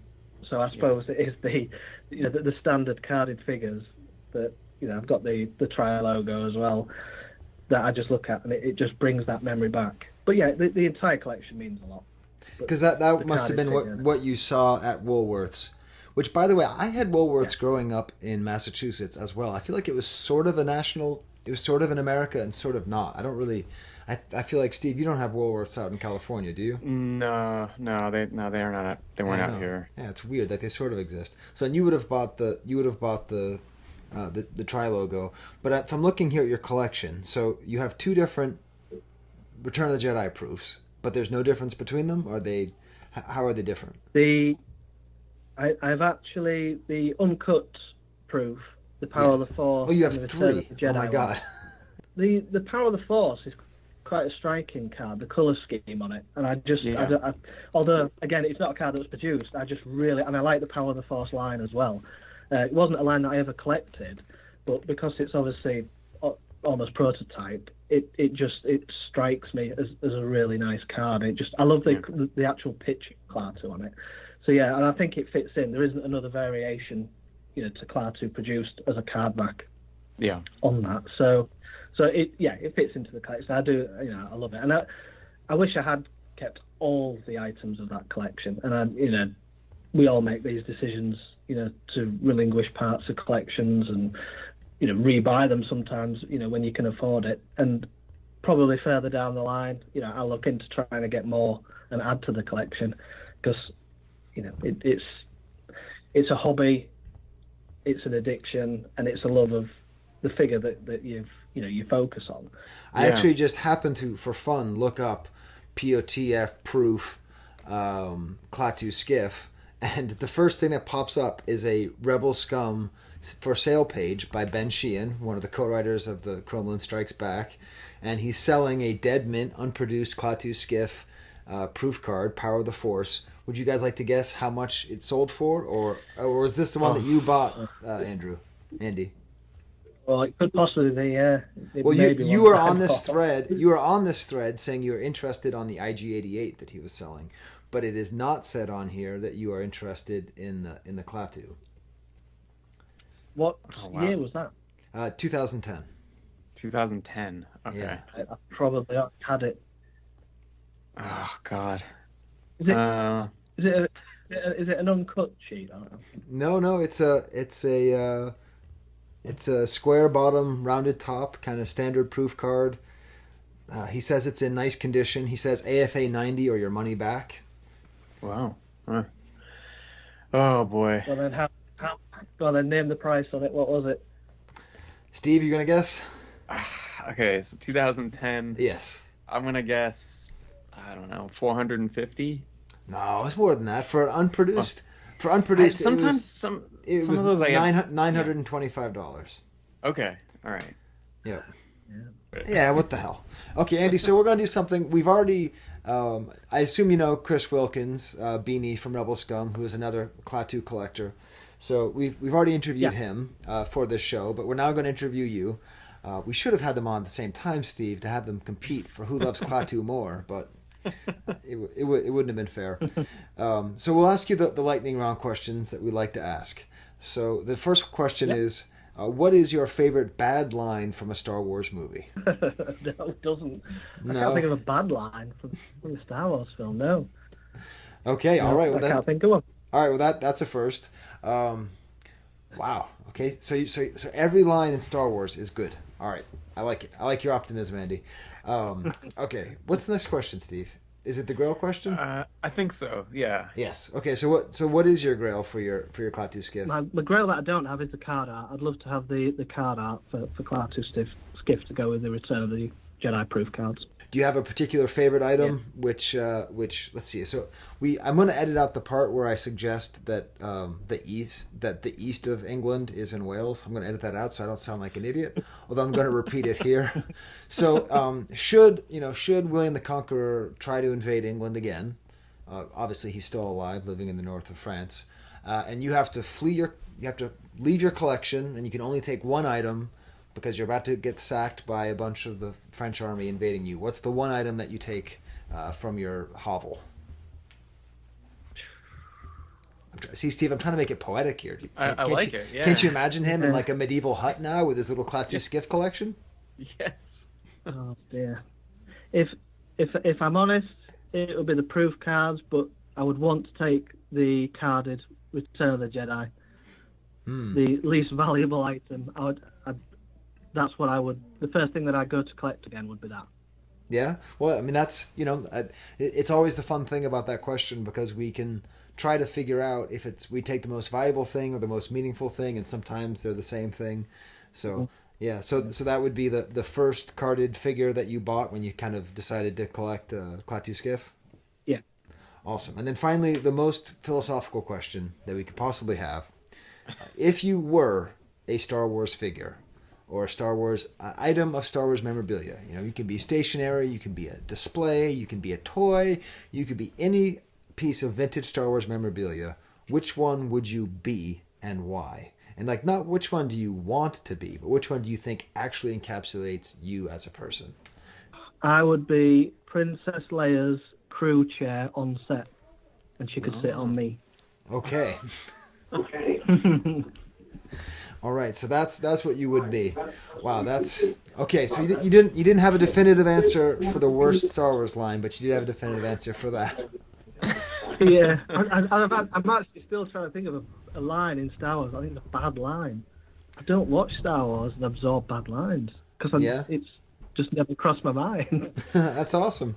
That's really fun. I really love the idea that you love Klaatu Skiff and that it's so meaningful to you. And I think every figure means this much to someone. B-wing pilot means that much to Steve, and Klaatu Skiff means that much to you. And our hobby is a much better place because you decided that you don't want to deal with Boba Fett. So yeah, definitely. Yeah. Yeah, there's not a lot of love for Klaatu, so it narrows down the competition. Yeah, but also it's good, Klaatu needs love, and he's getting it. Oh. My childhood sob story. Yes, well, I mean it's great. It's one of my favorite stories we've heard on this show ever. Of 10 years of doing the show, I think it's great. I mean, not to get too weird about it, but okay, I will get weird about it. It's like, so Spam, right? Like Spam is a really powerful food. Because in most countries, except for America, it's a sign of wartime, So my wife grew up in Serbia during the war, and so she doesn't think Spam is very funny because she had to eat it for sustenance. And obviously in England, the Monty Python jokes because people in England had to eat it for sustenance during World War II. And in Korea, they had to eat Spam, and they were so hard up for food that it was this great shame that they were hungry. So now that they are prosperous, they will buy cans of a case of Spam for thousands of dollars intentionally, even though it's only worth $5, as a sign of their success. And they eat Spam on all of their highest holidays as a sign of we had to go through this tough time, but now we're here and we're living with the shame, but also the pride that gets mixed in with overcoming that shame. And I think your love of Klaatu Skiff has that in it. Has that sort of I got Klaatu Skiff, but I triumphed over it, and it's a reminder of that. Am I going too far, Andy? I love that analogy. That's fantastic. Great. All right, then it's the spam, eggs and spam of collecting. So excellent. Yeah, great. That sums it up in a nutshell. Perfect. All right, great. In that case, we're not going to get a better outro than that, Steve. So we'll say goodbye, Andy. Okay. Thanks. Thank you very much, guys. To Paris, France, I come down in her childhood bed. All right, Steve. Well, that was good. I almost didn't do the whole whole spam thing because I thought, that's too far. I know of Andy, but I don't know him. So I'm like, is it too far for me to compare his collecting to Koreans eating spam? Yeah. But the first couple of minutes of that, I was starting to get closer and closer to the edge of my chair. Like, why is he talking about spam? Man, I like that. That's cool. Man, yeah, that's great. I don't you wish sometimes that we could just get together more easily with people from England and from I do. Asia and from all over the place? Yeah. Speaking of getting together, Steve, do you know what we just completely missed because of waiting to hear that awesome story from Andy, which was totally worth it? Do you know what we completely missed? Well, are you talking about event-wise? Yes. Yeah. So we missed ICCC. So we didn't get a chance to get Michael Havens on and talk about it. We are not going to do 2 episodes this month, despite what Past Skye told you. Past Skye didn't have a whole bunch of really nasty emails from the chair of his department, and the Skye didn't have a wonderful visit from his brother. Past Skye was full of optimism and sure about how April was going to go. Present day Skye will be lucky if the March episode comes out by May. But what else do we have in this episode, Steve? I don't even remember what we did or didn't do. It was so long ago. It was a lifetime ago. We got through a lot of it, but there were a couple things that we may have touched on a little, but we didn't really go into in much depth. With Chris. Let's go deep. Okay, so why don't we start with the international section here? Okay, makes sense. We just talked to Andy. Yeah. So there were a handful of things I picked out that were fun. I realized we haven't talked about Brazilian model Trem bootlegs in a long time. No. So I saw that Joe Y had posted some of those on the archive. There's 2 that he has for Klattu Skiff. So these are those kind of metal, crudely painted bootleg figures. I've never actually owned one of these. I've never even held one in my hands before. There's a Chewy, I'm assuming, right? Oh, yeah. No, I whenever people come over, that's one of the things I give them. I'm like, hold on to this. And they go, oh, that's heavy. And then I go, wash your hands. That's bled. Yeah, right. Yeah. So, sorry to go on the Chewy thing, but is that the one that has the weird cape situation? Steve. Oh my God. It's been talking about amnesia. Whose trademark is stupidity, Steve? Weird capes are Polish. Do I need to get Jakub Brzezinski back on this show? Probably. It is April, so 2 years ago was when I did my great Polish joke and actually talked about Polish collectibles on April 1st. That's set up a year in the making. Yes. You really gotta...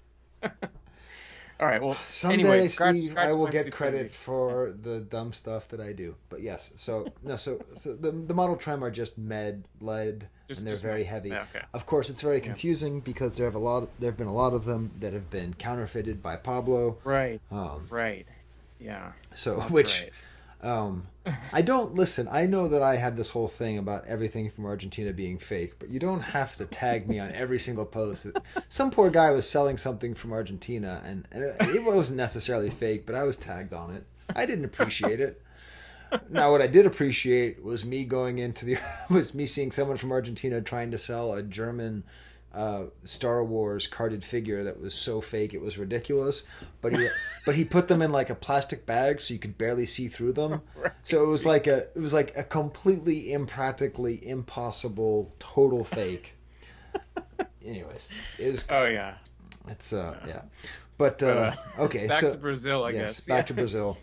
I don't know. The first thing that pops out to me, at least in the first figure pictured here, is his big grin. He's got a big white smile here. I really like that a lot.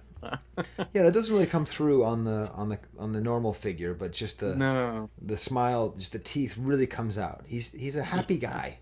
He is, yeah. And then I guess it looks like for the weapon for at least one of these they painted it gold, so that's an upgrade too. It's actually a different weapon altogether. That's the other staff looking thing, but yeah. Now it's been so long since I've looked at the normal Klattu. The normal Klattu doesn't smile at all, Steve. Not really. No, he has kind of a weird turtle frown, you know. He does. He looks like my ex grandmother-in-law. You know what I'm saying? He looks like Myrtle. Yeah. And in this version, he looks a little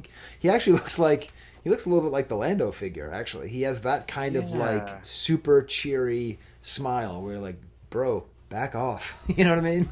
Like that's the sense I always get from smiling Lando. All right, Steve. So what other international flavors would you like to pop into my ear? So the next one, we talked about these in a past episode. I can't remember which one, but it's one of those Canadian 65 backs that has the consumer note, the green sticker on there. The green sticker of death. The green sticker of death. What does it say again? It says, "Customer, please note, this item is not exactly as you have ordered. It is, however, of equal or better value. Right. Avis au client. Cet article n'est pas conforme à celui que vous avez commandé. Il est toutefois de valeur égale ou supérieure." And it makes me think of Andy's mom bringing home this Klattu skiff. Right. I wonder if she had a sticker on there or someone at there's like, "Do you have any Darth Vaders?" Well, we've got this guy. He's kind of like Darth Vader. He's got a helmet. And it says final sale, 55 cents. That's the thing that really tips it over for me. So it has the great Canadian green sticker on there, the consumer sticker, but the cherry on top is the final sale tag on there is 50 cents. So he really, you know. And that's 50 cents Canadian. 50 cents Canadian in 1984 dollars. So we're talking like a quarter, you know. I mean, yeah. And so I love the idea of the sticker next to it, like, don't worry though, this is of equal or better value than whatever it is that you ordered. It's like, well, as long as you didn't order something worth, 50 cents, then that's true. That's true. Yeah, exactly. Yeah, it's also that great, it's one of the most frustrating things about collecting a first 12 character is when there's not stuff that you want. Like, I want there to be a Chewbacca with the double language Emperor offer so bad. Yeah. Can you imagine that with the second photo image? And and it's got the Emperor, and then it's got French, and then that would be my dream item. Yeah, I should get someone in Argentina to make one.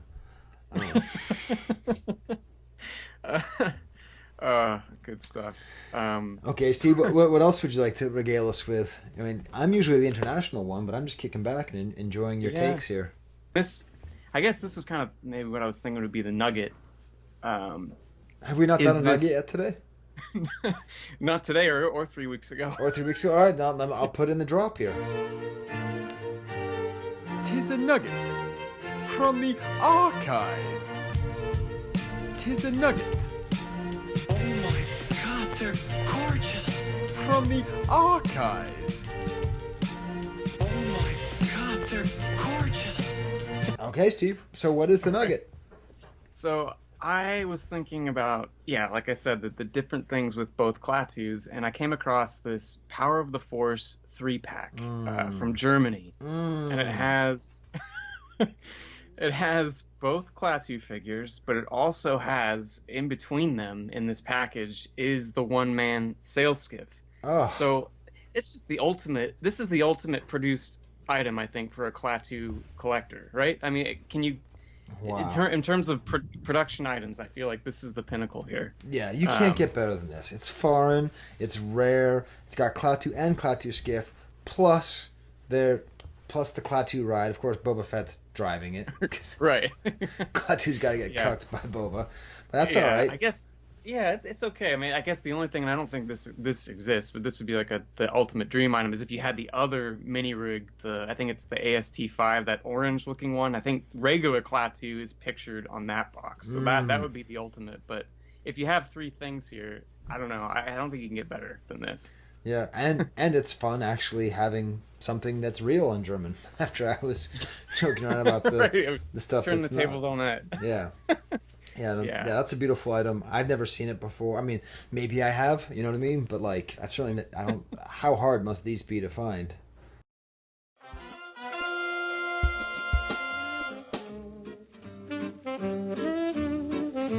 You don't hate, only the unloved hate. The unloved and the unnatural. Do we hit some unloved? The unloved and the unnatural. Just the unloved Klattu Skiff. That is what you call redundant. But I'm down. What's up? Okay. And I went with costumes and masks for this as a theme. And the good I picked was the Dawn Post Klaatu rubber mask. Because it when you look at this thing, I think I have it pictured in an ad that we've talked about a couple years ago.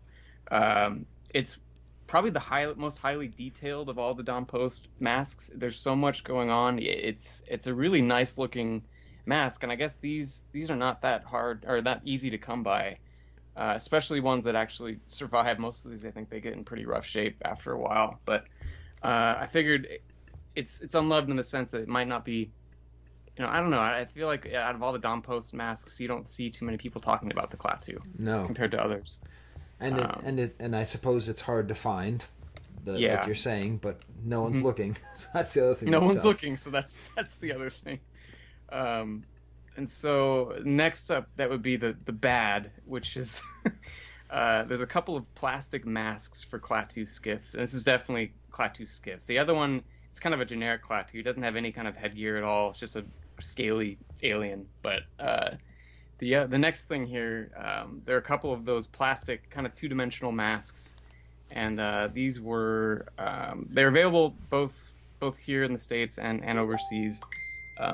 Ben Cooper was the company that made them, and what I loved about this on the back of the mask, there's the price tag, the Return of the Jedi. It's all one little tag on there, but it has the two most important things you need when it comes to a mask. It is flame-proof and comfortable. Those are the two descriptive terms there, right under the Return of the Jedi logo, and I love that so much. Yeah, wow, that's a lot of merch for Klattu Skiff. It is, yeah, and I don't know, like it is. Out of the two Klattus, it seems like in terms of the odd items, I think like there's more for the Skiff version, and then. The ugly is, of course, we talked about this, I think, in the Market Watch with Chris. It's the full Ben Cooper mask and costume set. So yes. This is the long johns with the same Klaatu Skiff face right on the chest, so you know who it is. Yes. It's just, I don't know. I think out of all the costumes, this might be my favorite. Just because I don't know, it really highlights the the actual outfit of the character so well. Like I don't know, I just love it. It's I think the version on the archive is the one that has the Revenge of the Jedi logo on the center in silver. I guess I don't know. What do you think the reasoning is, like the logic behind putting the exact same face on the chest of the costume when it's just like identical compared to the mask? It's weird. I mean, I suppose we should try to track down somebody who used to make those costumes, because that's the way it always was. I mean, I remember my favorite Halloween costume as a kid. I don't know, Grimlock, whatever the Transformer was that was a Triceratops. I remember getting the costume and being super psyched, but then seeing the picture of the dinosaur on my costume and being pissed. Like, I don't look like the costume. This doesn't happen. Like, I assume it's just to make stupid kids happy, but it never made me happy. But I mean, what's so great about it is just that the face is so derpy on here. It is. He's just like extremely derpy, and it's such a good it's a great job of reproducing the actual thing. It looks great. Yeah. Except, I guess that's the other thing. Yeah, a lot of the Ben Cooper costumes, they don't look anything like what the character that they're trying to represent. Whereas this, it's spot on. Like if you took that face off the middle of it and got rid of the Jedi logo, it would be like an exact replica in plastic form. or rubber, whatever. Yeah, Steve, vinyl. we're not like full enough of ourselves. Well, you're not full enough of yourself. I probably am. We should maybe look in to making plastic costumes of ourselves with pictures of our faces on them. So you could have me and like you could have you in like a Dodgers shirt, but instead in front of the Dodgers shirt would be a picture of your face, and then we could get masks of our face and put them over ourselves, right? Wouldn't people buy those? I don't know. I don't know if I want to ask myself that question. I mean, Haven's made himself into an action figure at ICCC. You know? Did he? Yeah, he turned himself into Boba Fett and made it a limited edition thing. You know? Oh man! And Gus put himself on that imitation of the. The Death Star playset, right? Yeah. Yeah, that's So, right. you know. I forgot about that. Yeah, I guess there's some precedent there. I don't know. I don't want to give too many ideas to people. Okay, well, I'm just saying. I want someone please make a mock-up of a Steve costume, not Skye. It's not funny if it's me. If it's a Steve costume with the arms folded, and the Dodgers logo, and then yes, okay. Yeah, there has to be like a slot in the costume so the arms are folded at all times. Yes. That's. God. All right, so that's the good and the bad and the ugly, Steve. Yeah, we are just cooking through this. This is great. Yeah, I think that's the benefit of splitting it up into a couple sessions. You feel a little more refreshed. Yeah. You also forget whatever you said last time. So that's true. Apologies for repeating. Well, I'm sure I'll edit it out because I joke around, but I do spend a long time editing, and I do have to take up that part where I suggested that that the east of England was next to Wales. America's not great at geography, but I should be better than that, Steve. My problem is east and west. That's my difficulty. Yeah, see, it's everyone has their blind spots. But so that I think that rounds out all the main features. But I mean, I'm thinking back, we had a good talk with Ron. There was some, and the Chris conversation was fun. There was a lot of good stuff. In this. But. Awesome. Well, Steve, I think we should wrap it up. And the very sad news that we just found out is that John Kellerman died. And it really is. I was thinking about this, and I know it's like it is really hard to overestimate the importance of his book. Like he completely shifted the way people collected. Yep. I was thinking, and I know it's a stupid thought, and I listen to too much sports radio, but if we're thinking about a Mount Rushmore of Star Wars, tastemakers and authors and collectors, I think you could make a good argument for John Kellerman being up there, with Sansweet and Gus and, in my vision, the rest of the archive can sort of swap out, Ron and Chris would just swap out one after the other, when I think about just people who just had such an amazing impact. I was really lucky to have met him at the second California club meeting, which is the only meeting that Steve missed. It's I think about that all the time, and I definitely I've seeing that picture again recently. Just I'm so bummed that I wasn't there. But I'm glad. The story is just it's incredible. I mean, What was amazing was he came and he brought a lot of things that he was willing to sell and that no one bought because it was a bad time in the market. So, including chromolins of all the card backs, and no one bought them for $1,000. So if you look at Matthias's excellent book, you'll see my hands holding the proof from that party. But he just sat around and told us about writing the book, and he told us about going to Celebration 2 and about seeing all the proofs that were for sale and all the things, all these items, all this card art and all these things that were for sale. And the thing that really stuck out to me was that John Kellerman did not follow the trends. So even though he was Right, respected right. and probably liked and maybe even loved by a lot of the people who founded a lot of what makes our hobby, you know, like Gus and Ron and Chris and all them, like John was very proud about the fact that they wouldn't buy a lot of like the early mock-ups that were, you know, the early drawings before they actually made the Right. card backs, that they were all talking in a group about what was it worth and what wasn't it, and he just like went in like a bull and was just like, the hell's wrong with y'all? I am buying as many as I can. And everyone was like, wait, what? And like, and just his foresight to put together the Leia proof card run that he did. Yeah. Right. And just that book, that book is, it's worth all the hype. And I feel bad because I've thought about calling him and interviewing him, and he said he would do it. Yeah. But when I met him, he was already not particularly well, like, physically. Yeah. And right. I don't know what it was, Steve, but I just felt like he's done enough. Like, he's made the book, he's shared his wisdom, he's been there for us. I just felt weird to me to try to organize something and just try to get more out of him. I don't know why. I do regret it. But I know. No, yeah. I understand that feeling totally, and that hesitation. But no, I mean, you're right. I mean, it's crazy. You know, I mean, his book.